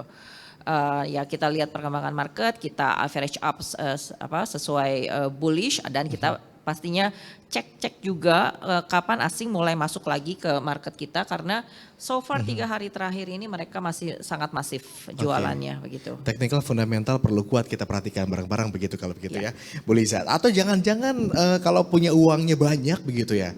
Ini saatnya untuk investasi ke properti. Kita coba konfirmasi ke Pak Clement. Pak Clement, Oke. properti ini sektor-sektor apa saja yang mungkin seksi untuk dilirik? Sebenarnya saat ini adalah there's a time to buy. Karena properti itu adalah instrumen untuk long term. Jadi tidak bisa cuma short term. Nah, saya ambil contoh pada saat pandemi di 2020 di mana di pertengahan tahun setelah lockdown itu banyak panik. Banyak orang yang menjual dengan harga yang terkoreksinya jauh murah banget. Di tahun 2021 harga properti mulai terkoreksi. 2022 kita mencari properti yang BU udah tidak ada lagi. Artinya dengan kondisi saat ini, kalau boleh kita lihat bahwa ketidakpastian dengan ekonomi global, it's about the tax, about the perang dagang daripada USA dan China. Kalau menurut saya properti masih menjadi instrumen yang seksi untuk berinvestasi. Nah, tetapi untuk investasi pun juga itu juga harus berhati-hati. Ibaratnya kita harus manage daripada cash flow-nya kita. Jangan sampai kita berinvestasi long term pun juga ternyata mengganggu daripada cash flow-nya kita. Tetapi kalau ada extra money, there's a time to buy now. Yang seksi ini yang mana Pak Clement? Jenis properti rumah tanah kah, jenis properti apartemen kah, rukan? Kalau boleh dibilang saat ini adalah rumah tanah. Kalau apartemen itu mungkin saat ini agak turun ya, kurang diminati.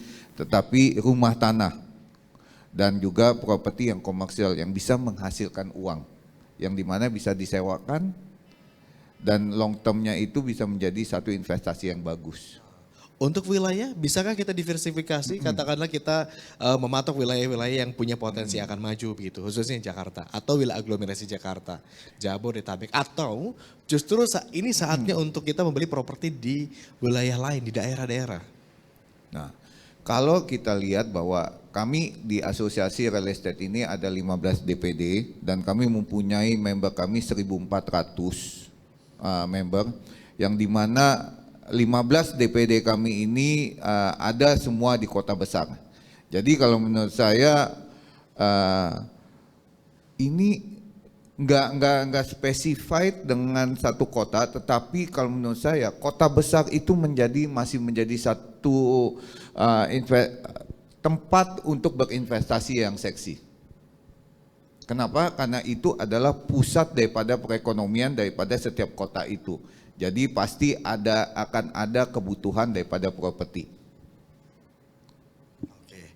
Bapak Ibu, kita sudah mendengarkan dari Pak Clement, dari Pak Lukian, Bu Liza, dari Pak Ariston, tampaknya kompak, seragam. Kalau tadi saya mengajak Anda bermain point of view, punya sejumlah uang untuk diinvestasikan, didiversifikasikan kemana? Ke emas, ke saham, ke falas, ke properti. Tampaknya seragam, waktu yang tepat, artinya selalu ada celah, peluang dalam berbagai kondisi apapun, termasuk pada saat kondisi ketidakpastian tarif Trump ini. Sesaat lagi Bapak Ibu kita akan membuka ruang diskusi kita. Bapak Ibu jadi nanti boleh berkenan untuk bertanya, tetapi sebelum itu saya mau kembali lanjutkan diskusi kita. Mohon dipersiapkan jika memang sudah ada, nanti bisa langsung saja acungkan tangan, nanti kita berikan mic-nya, kemudian pertanyaan diberikan pada siapa, Bu Liza kah, Pak Ariston kah, Pak Lukian kah, atau ke Pak Clement kah. Saya mau kembali ke Pak Lukian dulu. Pak Lukian, dari prediksi BSI Institute sendiri, begitu, seberapa jauh harga emas global maupun logam mulia begitu ya, ini bisa terbang tinggi melesat. Kita tahu tetapi however yang melesat itu sepakat ya, bisa jadi tidak baik, tapi yang baik itu stabil kan. Nah, gimana? Baik, mungkin saya suka melihat ke belakang ya kan, itu kan base kalau kita forecasting kan mesti ngeliat juga ya. Kalau kita lihat sebenarnya di harga emas di Indonesia misalnya, 2011-an ya, itu emas masih 500-an kan. Malah sebelum itu 300.000, 500-an gitu. Dia mencapai 500 juta itu di menjelang 2011-2012 gitu. 10 tahun gitu. 10 tahun, 21, jadi 21-an lah ya. Nah sekarang kalau kita lihat harga emas sekarang dari 1 juta menjadi 2 juta, itu tinggal berapa ratus ribu lagi tuh. Hari ini berapa? 1.900.000-an. Artinya doubling emas di Indonesia dalam rupiah ya, itu dari 10 tahun kemungkinan akan menjadi 5 tahun. Bisa jadi ya. Ada percepatan di situ. Ada akselerasi. Artinya Anda termasuk yang sepakat tidak lama lagi dolar maksud kami harga emas global ini bisa mencapai 3.200, lalu logam mulia di tanah air bisa sampai 2 juta? Saya belum bilang gitu ya. Tapi kalau kita lihat bisa enggak tadi? Kalau kita lihat berapa forecast ya, Goldman kalau saya bilang iya 4.000 itu 2006 ya, mid 2026. Jadi sebenarnya kalau kami sebenarnya estimasi kami kemungkinan juga 2026 itu sudah 4.000-an. Artinya sudah sepakat lah ya dengan yang lain. Cuma kalau saya lihat di Indonesia sendiri, kalau kita lihat trennya 10 tahun, sebelumnya itu kan 10 tahun untuk doubling. Sekarang bisa jadi lebih singkat, 5 tahun. Jadi kalau kita lihat, apalagi ya sebenarnya penyebabnya kan banyak kalau sekarang. Semua kondisi markets, volatilitas, kemudian safe havens, di sektor lain mungkin orang masih belum ketemu ya. Jadi faktor volatilitas, hedging untuk safe havens, alternatif terbaik sekarang adalah emas. Jadi saya pikir semua faktor leads to penguatan harga emas, saya pikir. Oke. Kalau emas sebegitu optimisnya, bagaimana dengan saham? Optimiskah kita naik, IHSG terus menguat 7.000 deh? Gimana? Ke level psikologis 7.000 IHSG kita. 7.000 ya menurut saya masih cukup visible ya. Cuman time frame-nya mungkin tidak dalam waktu dekat ya, lebih ke midterm lah ya. Dan untuk dari Kiwum Sekuritas sendiri mungkin target untuk akhir tahun kita mencoba mencoba sedikit optimis tapi angkanya juga masih konservatif ya dibanding mengikuti perkembangan financial global saat ini. Mungkin kalau kita bikin kita bikin outlook dari tahun lalu, kita harus turunin maybe sekitar 7.000 sampai 7.200 ya, itu being konservatif untuk target IHSG tahun ini begitu. Ya, jadi faktor-faktornya memang masih seputar regional global itu, kemudian perang tarif juga, dan bagaimana Indonesia, emiten Indonesia ini terutama masih bisa mempertahankan kinerjanya ya, at least jangan turun ya dari tahun lalu. Terus bagaimana juga dengan insentif-insentif dari pemerintah maupun juga dari OJK, bursa efek begitu.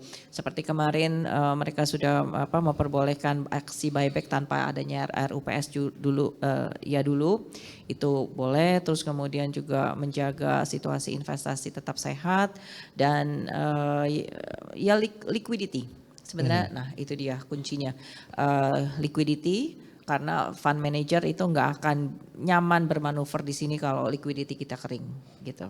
Oke, Bapak Ibu, saatnya kita buka sesi tanya jawab. Jika Bapak Ibu ada berkenan untuk mempertanyakan kepada keempat narasumber kita yang hadir secara offline di sini, boleh angkat tangan dan nanti kami akan berikan mic-nya untuk Anda. Silakan.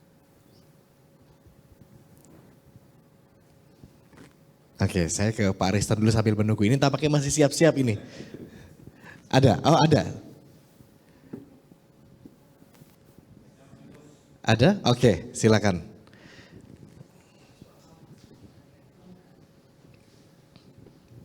Baik, terima kasih Mas Agung. Nama saya Fahruri. Tadi disebutkan Pak Lukian bahwa emas hari ini sudah tinggi harganya ya. Nah bagi kita kalau misalnya ada keinginan untuk investasi emas, apakah menunggu harga turun atau tetap beli di harga berapapun untuk kepentingan istilahnya lindung nilai ya? Itu sih pertanyaan pertama. Yang kedua ke Bu Lisa, tadi disebutkan bahwa sektor emas harganya terus naik. Apakah saatnya saat ini kita mengoleksi saham-saham sektor emas misalnya MDKA, PRMS, dan Antam? Terima kasih. Baik, terima kasih Pak Fahruri. Oke, kita silakan ada lagi pertanyaan, kita tampung dulu pertanyaannya, nanti kita akan jawab secara bersamaan. Baik, baik.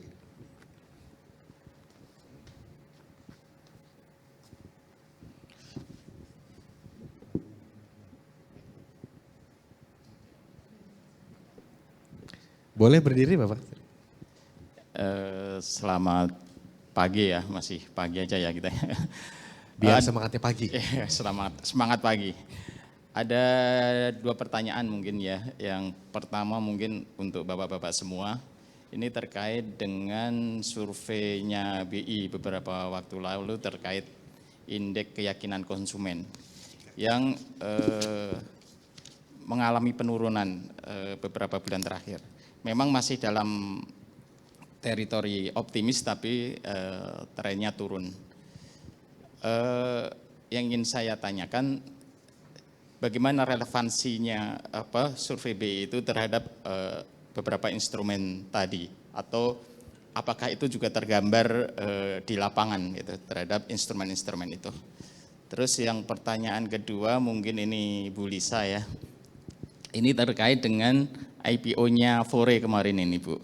Ya di tengah kondisi kayak gini, kemarin oversubscribe banyak sekali. Lah mungkin Ibu bisa menjelaskan fenomena yang terjadi pada Fore kemarin. Terima kasih. Baik, terima kasih. Selanjutnya, silakan. Tadi saya pikir soalnya nggak ada yang bertanya. Oke, sebenarnya dari kami redaksi itu sangat menginginkan gitu jawaban pasti. Tapi tadi dari awal sampai akhir para Bapak Ibu sekalian mungkin juga tidak yakin terhadap kondisi saat ini gitu. Yang kami lihat secara media, hal ini kan sangat-sangat berbahaya. Apalagi kita melihat bahwa masyarakat kita mungkin kalangan menengah ke atas mungkin masih bisa dihandle dengan informasi-informasi dari berbagai platform ataupun informasi dari berbagai pihak ya. Tetapi masyarakat yang menengah ke bawah gitu ya, terkadang mereka terpancing dengan situasi yang ketidakjelasan ini membuat seperti layaknya kita berada di sebuah kondisi yang kita nggak ngerti kita tuh mau berpegangan ke mana. Itu yang sebenarnya kami juga mengharapkan dari FGD ini ada titik terang gitu dari Bapak Ibu sekalian, walaupun saya tidak meminta, ya bukan tidak meminta tapi mengharapkan gitu ya, karena kalau tidak masyarakat ini pasti akan kembali rush seperti pada saat mengantri yang cukup panjang untuk membeli satu investasi yang saat ini lagi viral di mana-mana gitu ya. Padahal momentum sekarang yang tadi Bu Lisa katakan ya, sebenarnya kalau mau beli ya sebenarnya beli saham gitu misalnya. Dimana kita tahu bahwa pada saat posisi rendah ya itu adalah momen terbaik untuk buy gitu.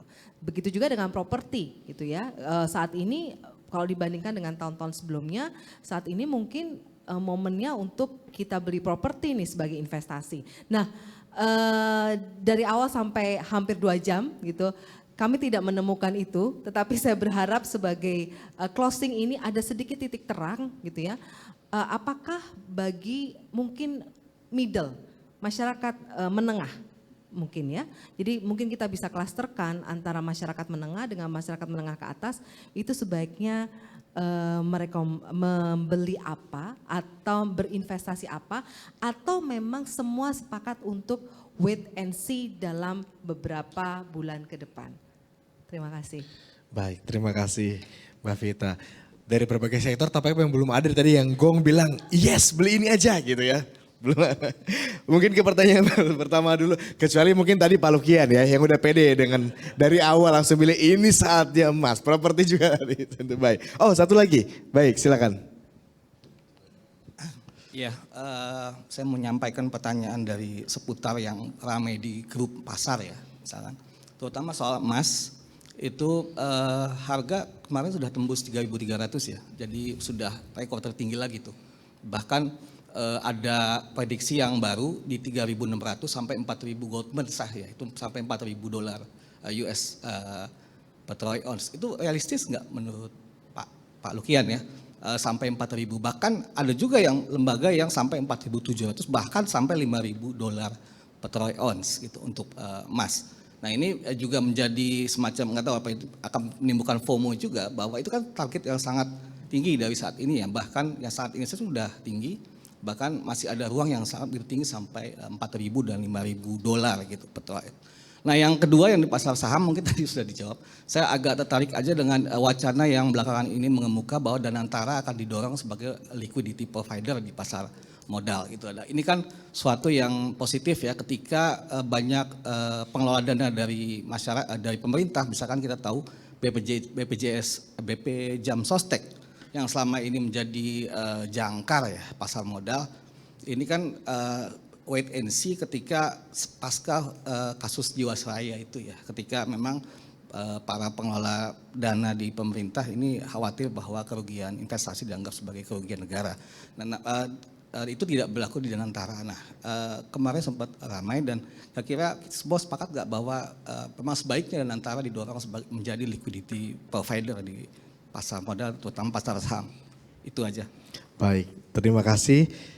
Sudah ada 4 audiens yang bertanya, mungkin langsung saya kita jawab. Tadi dari selasar kanan dan kiri juga ada soal emas, langsung saya ke Pak Lukian. Kalau begitu Pak Lukian gimana? Baik Mas Agung, terima kasih. Ya terkait yang pertama tadi, ya, saya pikir kalau kita nunggu harga turun memang sekarang agak sulit. Pernah turun minggu lalu ya, turun sedikit kemudian naik lagi. Jadi saya pikir kalau kita menunggu waktu, menunggu harga turun memang kurang pas ya, apalagi memang tujuannya untuk hedging atau lindung nilai. Jadi ya memang harus dialokasikan portfolio kita untuk lindung nilai. Itu yang jadi intinya ya kita harus beli sekarang gitu ya, untuk memastikan total aset kita ada yang memang dia stabil gitu ya, nggak turun harganya.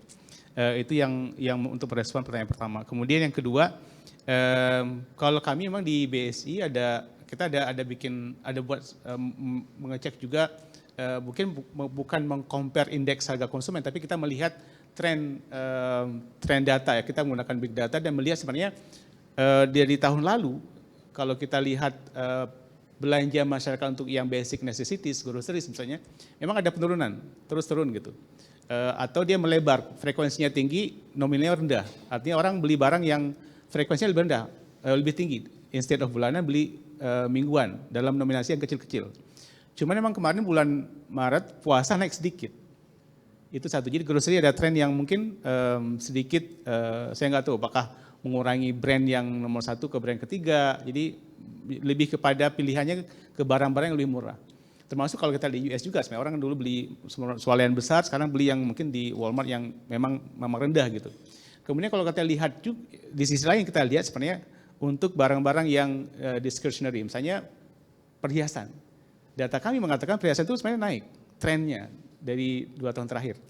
Ada apa sebenarnya? Jadi indeks harga konsumen mungkin, kemudian pakaian cenderung juga turun ya. Kemudian mobilitas naik, artinya orang berwisata, jalan, penggunaan mobil untuk transportasi ataupun artinya untuk bensin, untuk itu naik gitu ya. Nah itu tren dari sisi data yang kami miliki. Jadi kalau kita lihat di sini sebenarnya orang juga kenapa perhiasan gitu ya. Sementara di makanan mereka cari yang lebih murah gitu, cari pilihan-pilihan yang. Tapi ini kalau ini kita bicara kelas menengah ya, bawah gitu. Kalau kelas atas mungkin nggak ada mereka inelastik ya, nggak ada urusan gitu. Kemudian yang ketiga tadi untuk yang pertanyaan. Tapi berarti sejalan ya begitu? Iya, konsisten. Konsisten. Artinya ada data yang menyebutkan IKK, indeks keyakinan konsumen ini melemah. Artinya orang berhenti jajan dulu, nggak spending, nggak konsumtif dulu, tapi mungkin nabung ke emas gitu ya? Iya. Jadi konsisten. Jadi kalau kita lihat memang di samping memang tadi ya banyak data mengatakan memang kelas menengah daya beli dan seterusnya ya. Artinya itu mungkin berdampak juga kepada indeks kepercayaan konsumen.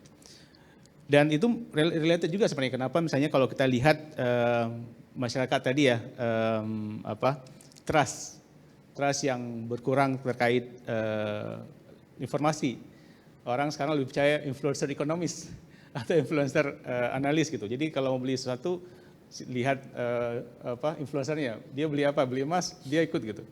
Jadi mungkin perlu ada mainstream media atau yang memang kredibel untuk bersuara lebih nyaring mungkin. Atau ada media yang bisa mengamplifikasi suara-suara yang jernih dan based on data gitu. Saya pikir trust masyarakat akan bisa dibangun kalau misalnya ya kita kalau yang influencer mungkin lebih kepada amplifikasinya lebih cepat ya karena algoritma. Jadi suara-suara yang ini juga kita harus amplifikasi lebih kencang lagi saya pikir kita. Jadi saya pikir forum-forum sepertinya harus lebih banyak dan harus lebih di broadcast ke channel lebih luas gitu. Baik. Kemudian kita terakhir, Bi-Universe punya komitmen itu. Iya. Kita jadikan kawasan PIK 2 ini sebagai ruang terbuka agar diskusi kita ini bisa menampung semua aspirasi gitu ya, termasuk juga untuk tadi kontrol sosial juga. Mungkin terakhir ya, yang tadi kayak Mas tadi ya, yang emas yang 3.000 ya. Apakah realistis prediksi Goldman Sachs sampai 4.000? Jadi kalau kita lihat banyak faktor, tadi saya sebutkan ya, sebenarnya faktor-faktor di sisi demand mengatakan dia masih akan tinggi demand-nya. Sepanjang orang belum yakin bahwa ekonomi akan stabil, dia akan mencari payung, mencari awan gitu ya untuk berteduh, dan itu adalah emas dalam konteks investasi. Di sisi lain sebenarnya ada sisi supply yang saya sebutkan tadi masih konstan, stabil di 3.500 ton per tahun. Ini peluang bagi Indonesia sebenarnya. Kita cadangan emas kita nomor 7 terbesar di dunia. Tapi kita ada masalah di hilirisasi. Smelter aja baru bisa beroperasi setelah sekian tahun didorong gitu. Jadi ada peluang bagi kita untuk meningkatkan supply emas dunia. Di samping untuk meng-capture harga yang lagi tinggi, juga untuk memastikan harga emas stabil minimal untuk di masyarakat gitu, tidak volatile seperti ini. Karena volatilitas hanya menguntungkan spekulan kan sebenarnya, tidak masyarakat, bukan investor gitu. Jadi saya pikir untuk menutup ya, saya pikir harga emas yang tinggi ini adalah peluang bagi Indonesia yang punya cadangan emas yang cukup besar untuk bisa meng-capture peluang ini dengan mendorong hilirisasi secara lebih cepat gitu ya. Dan bukan hanya di sisi smelter, tapi di sisi yang untuk refinery-nya ataupun untuk sisi perhiasannya. Jadi kita seluruh hulu ke hilir harus didorong. Karena estimasi kami kalau hilirisasi emas jalan dari hulu, tambang, kemudian ya smelter, kemudian pengolahan yang tembaga dipisahkan dengan emas, kemudian refinery-nya atau perhiasannya sampai ke detail, itu bisa menambah pertumbuhan ekonomi 1 sampai 1,5% additional to GDP. Artinya itu peluang sebenarnya dari kondisi harga. Ini juga mungkin sekaligus menjawab pertanyaan Mbak Vita tadi gitu ya, peluangnya ada di emas ya. Oke, untuk menjawab Tapi pertanyaan. kita harus ini disclaimer-nya resiko tetap harus dijaga. Artinya nggak ada yang 100% yakin ini gimana? Oke, pertanyaan nomor 2 soal indeks keyakinan konsumen mungkin juga bisa dijawab oleh Pak Clement ya Pak Clement. Relevansi terhadap sektor properti seperti apa? Di tengah kita tahu daya beli masyarakat juga sedang turun begitu ya? Ya, sebenarnya gini Mas Agung, dengan adanya ketidakpastian di sektor properti, di sini ada opportunity. Makanya kenapa? Kami sangat yakin bahwa dengan kondisi saat ini is a time to buy. Kenapa? Barang secondary itu banyak sekali di pasaran. Ibaratnya demand masih ada nggak? Oh masih. Nah, dan itu yang seperti yang saya katakan sebelumnya, pada saat pandemi COVID di pertengahan 2020 itu harga anjlok langsung. Nah, ada investor-investor yang berani spekul ngambil 2 unit, 3 unit yang kelas menengah ke atas. Yang dimana saat ini dia udah mengalami satu keuntungan. Di tahun 2021, 2022 kita mencari barang yang BU seperti 2020 itu tidak ada lagi. Kenapa? Karena harganya rumah properti itu udah terjual semuanya. Jadi kalau saya melihat bahwa dengan ketidakpastian saat ini adalah is a time to buy. Pasti di dalam ketidakpastian pasti ada yang panik. Nah, pada saat kepanikan itu bukan kita mau mengambil satu opportunity daripada kepanikan itu, tetapi bagi investor yang mempunyai dana lebih, kenapa tidak berinvestasi di properti? Nah ini menjadi kalau kita lihat tahun 97 saya ngalamin juga, masuk di tahun 2020 ini kan goncangan yang besar, tetapi banyak investor, banyak orang yang punya dana itu mendapatkan gain profit pada saat di mana ketidakpastian itu. Nah, kalau saya lihat dengan kondisi saat ini kita berdiskusi dengan emas, saham, falas, kalau menurut saya properti adalah salah satu instrumental yang seksi yang bisa untuk long term. Kenapa? Karena culture daripada kita orang Indonesia itu pertama adalah beli rumah. Kalau sudah ada dana cukup, betul ya. Nah, di mana kalau kita membeli satu investasi di properti itu, nilai properti itu kan akan naik, ada kenaikan. Kenapa? Karena lokasi tanah yang seperti yang saya katakan tadi, tanah itu tidak bertumbuh, tetapi populasi daripada Indonesia ini akan terus bertumbuh. Nah, itu yang menyebabkan antara demand dan supply itu akan tetap ada terjadi. Nah, jadi saya bilang bahwa dengan kondisi saat ini, there's a time to buy. Khusus untuk mereka yang punya dana, justru ini peluang besar membaca situasi ketika sekarang mungkin harga juga sedang relatif merosot begitu ya untuk properti. Kita tahu konsepnya tanah tidak pernah semakin luas tapi orang semakin banyak. Betul. Artinya kebutuhan akan terus ada sementara supply-nya tetap segitu aja gitu ya. Betul. Oke, dari properti begitu. Kemudian kita coba ke Bu Liza. Ada tadi pertanyaan soal juga Fore, salah satu emiten yang baru beberapa hari yang lalu kalau nggak salah 4-5 hari lalu IPO, tapi kemudian sudah bisa menarik perhatian pasar begitu. Sahamnya kita lihat naik terus, gimana Anda melihatnya prospek ke depan? Buat saya IPO Fore ini cukup beruntung ketika dilaksanakan di market yang lagi kurang kondusif tapi bisa sukses. Tentunya ini adalah hasil dari olahan pertama pasti fundamentalnya, kemudian prospek usaha ke depannya ya. Jadi sebelum perusahaan itu IPO kan dia akan meluncurkan prospektus. Nah, di situ dibahas company profile seperti apa, terus kondisi keuangan saat ini hijau atau merah ya. Terus kemudian proyeksi ke depannya bagaimana. Nah itu ternyata memang dilihat sebagai sesuatu yang bisnis yang menarik di masa depan oleh oleh investor. Jadi terjadilah oversubscribe. Termasuk gitu. soal penggunaan dana IPO-nya akan dipakai untuk apa ya? Kan Ya, dengar buat betul. ekspansi 140 gerai baru ya? Ya, nah dengan tujuan seperti itu menarik karena ada unsur ekspansi. Jadi mereka tidak pakai uang IPO misalkan untuk lunasi hutang atau untuk cuma untuk memperpanjang operasional sehari-hari aja begitu.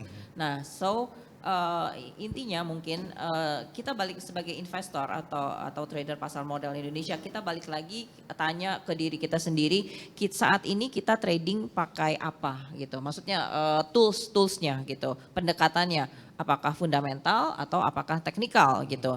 Jadi kalau misalnya IPO of course masih sekitar fundamental. Nah cuman untuk yang penyuka swing trading beralihlah ke chart gitu. Lihatlah peta perjalanan Anda, maksudnya peta support dan resistance dari saham itu menggunakan technical analysis. Jadi di situ kita punya pegangan. Oke. Ya boleh juga dilihat ada banyak ya caranya kalau di teknikal begitu ya. Kemudian untuk menjawab pertanyaan dari selasar kiri tadi dari Pak Fahruri soal saham-saham atau emiten-emiten yang bergerak di bidang emas. Begitu. Ya. Antam, Contohnya tadi MDKA, Antam, betul. Satu fakta yang menarik Pak, emas year to date naiknya 26%. Tapi MDKA year to date kalau misalkan kita dasarkan analisa kita sesimpel itu ya, seperti tadi ada ibu yang tanya, saya minta jawaban pasti. Emas naik 26%, langsung kita beli saham MDKA dari awal tahun, sekarang kita ruginya berapa Pak? Minus 1%.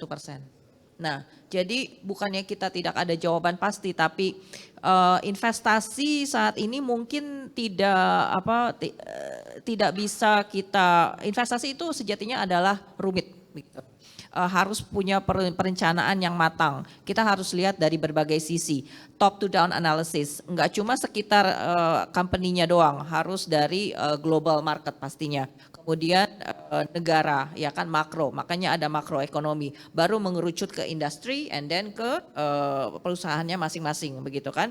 Nah terus dari perusahaannya kita lihat secara fundamental and then technical gitu.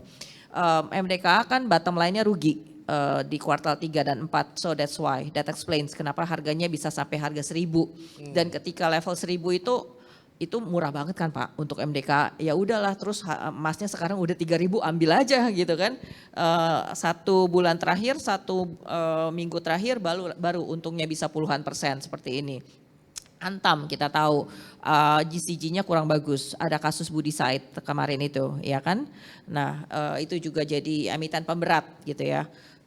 Nah ketika saat ini mungkin pembelian itu atau technical rebound pada saham-saham itu lebih kepada ya technical, kenaikan pada saham-saham itu lebih kepada technical rebound dan valuasi yang sudah murah itu menarik untuk dilakukan gitu. Saran saya sebagai pegangan trading kita di saham emas saat ini masih seputar technical analysis dan juga perhatikan makro Pak, mau nggak mau gitu ya, karena emas itu sejatinya bergerak sebagai safe haven asset, hedging. Ketika kondisi market global penuh ketidakpastian, kemudian mungkin ada konflik geopolitik, dan ketiga ketika suku bunga tidak bisa diharapkan turun. Walaupun ada sejarah turun kan sebenarnya. Begitu. Nah, jadi tingkat ketidakpastian dunia saat ini masih tinggi. Of course emas masih akan tinggi harganya. Belum lagi di-upgrade terus oleh lembaga institusi asing gitu. Terakhir 4.000 dari Goldman Sachs. Percayalah Pak, ketika emas itu masih 1.000-an, saya ragu dia bisa ke 2.000. Masih di 2.000 saya ragu dia bisa ke 3.000. Tapi ternyata benar kejadian begitu. Jadi emiten pun ya, emiten yang teknologi ada satu. Awal tahun masih 400, kemudian kemarin Maret sudah 2.500. So di dunia investasi ini apapun bisa terjadi gitu. Dan itu tugas kita gitu ya buat para investor atau trader in any assets gitu. Ya kita harus rajin-rajin mengikuti perkembangan seputar market, dan tidak cuma seputar emitennya aja, tapi juga seluruhnya gitu yang berhubungan. Oke, soal dana netra belum terjawab tadi ya. Dana Danantara. Oke, Danantara sebagai liquidity itu dan juga ada wacana BPJS kalau nggak salah ya belakangan ini. Nah sebenarnya pingin disambut dengan positif gitu. Tapi menimbulkan pertanyaan karena setahu saya BPJS itu nature dari portfolio investasinya itu konservatif. Kebanyakan dalam obligasi. Justru di saat market lagi volatil tinggi kayak gini, kalau saya agak ragu kalau mereka dibolehkan masuk ke equity yang notabene high risk gitu ya. Ya, tapi kalau mau masuk juga nggak apa-apa juga sih, maksudnya disambut juga gitu. Nah, Danantara sebagai liquidity provider, skemanya seperti apa? Karena kalau misalkan mereka bilang tujuan utamanya, misalkan dividen dari Himbara akan masuk ke stock market, akan diinvestasikan ke stock market, is that wise?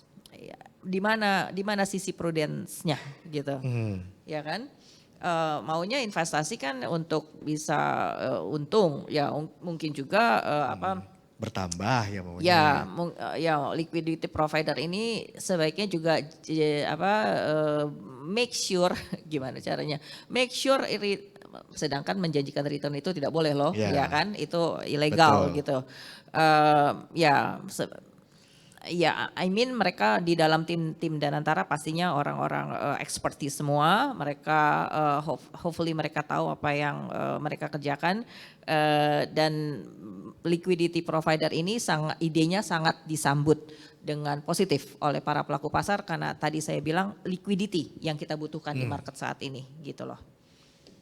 Baik, terakhir mungkin Pak Arisan untuk menjawab pertanyaan-pertanyaan yang sudah diajukan soal IKK yang turun begitu, termasuk juga optimisme apa yang bisa ditularkan dari sektor falas. Ya, karena kita tahu sekarang dolar lagi menguat ya, berarti mungkin dari sisi pebisnis bisa mengkalkulasi ulang bisnis yang berhubungan dengan dolar, misalnya pembelian bahan baku atau apa yang harganya mungkin dari hari ke hari itu tidak jelas gitu ya, mungkin bisa mengurangi stok untuk bahan bakunya. Kemudian untuk hutang dalam dolar mungkin bisa di refinancing jadi rupiah. Jadi dolar yang menguat ini bisa kita diantisipasi dulu ya oleh para pengusaha ini. Juga IHK, penurunan IHK juga mungkin imbas dari ketidakpastian penguatan dolar ini. Jadi mungkin barang-barang konsumsi masyarakat naik ya, karena banyak barang konsumsi yang di masyarakat menengah bawah itu bahan bakunya dari impor ya, seperti kedelai aja impor, tepung terigu impor, CPO mengikuti harga dunia juga yang juga dalam dolar Amerika Serikat. Jadi itu sangat berpengaruh pada kemampuan daya beli masyarakat. Kemudian dari sisi income-nya masyarakat juga karena terjadi ketidakpastian di dunia industri karena akibat penguatan dolar ini, industri mengurangi produksinya, ada pemutusan hubungan kerja dan lain sebagainya sehingga sisi income masyarakat juga menurun, akhirnya daya beli juga ikut menurun. Gitu. Melemah begitu. Tapi Anda bisa melihat nggak rupiah bisa sustain sampai ke level berapa? Ya. Mimpi boleh tapi realistis gitu ya. Gimana? Sekarang mungkin lagi mencari titik keseimbangan baru ya. Mungkin dari antara 15.000 sampai 16.000 mungkin rupiah masih bisa bertahan di level itu ya. Okay. Tapi ini lagi dalam masa pencarian titik keseimbangan baru untuk antara rupiah dan dolar. Oke, terakhir mungkin yang kita coba kemas secara komprehensif selain properti, emas, saham dan juga falas masih tetap ke Pak Ariston. Adakah instrumen investasi lain yang menurut Anda cukup prospektif juga untuk dilirik? Dari pasar uang ya? Ya mungkin surat utang. Surat utang, oke. Obligasi. Obligasi. Tapi kalau misalnya surat utang, kita juga bisa percaya diri ya ketika ditanya, apa kontribusimu terhadap negara? Saya beli surat utang. Itu bentuk kontribusi kan? Betul.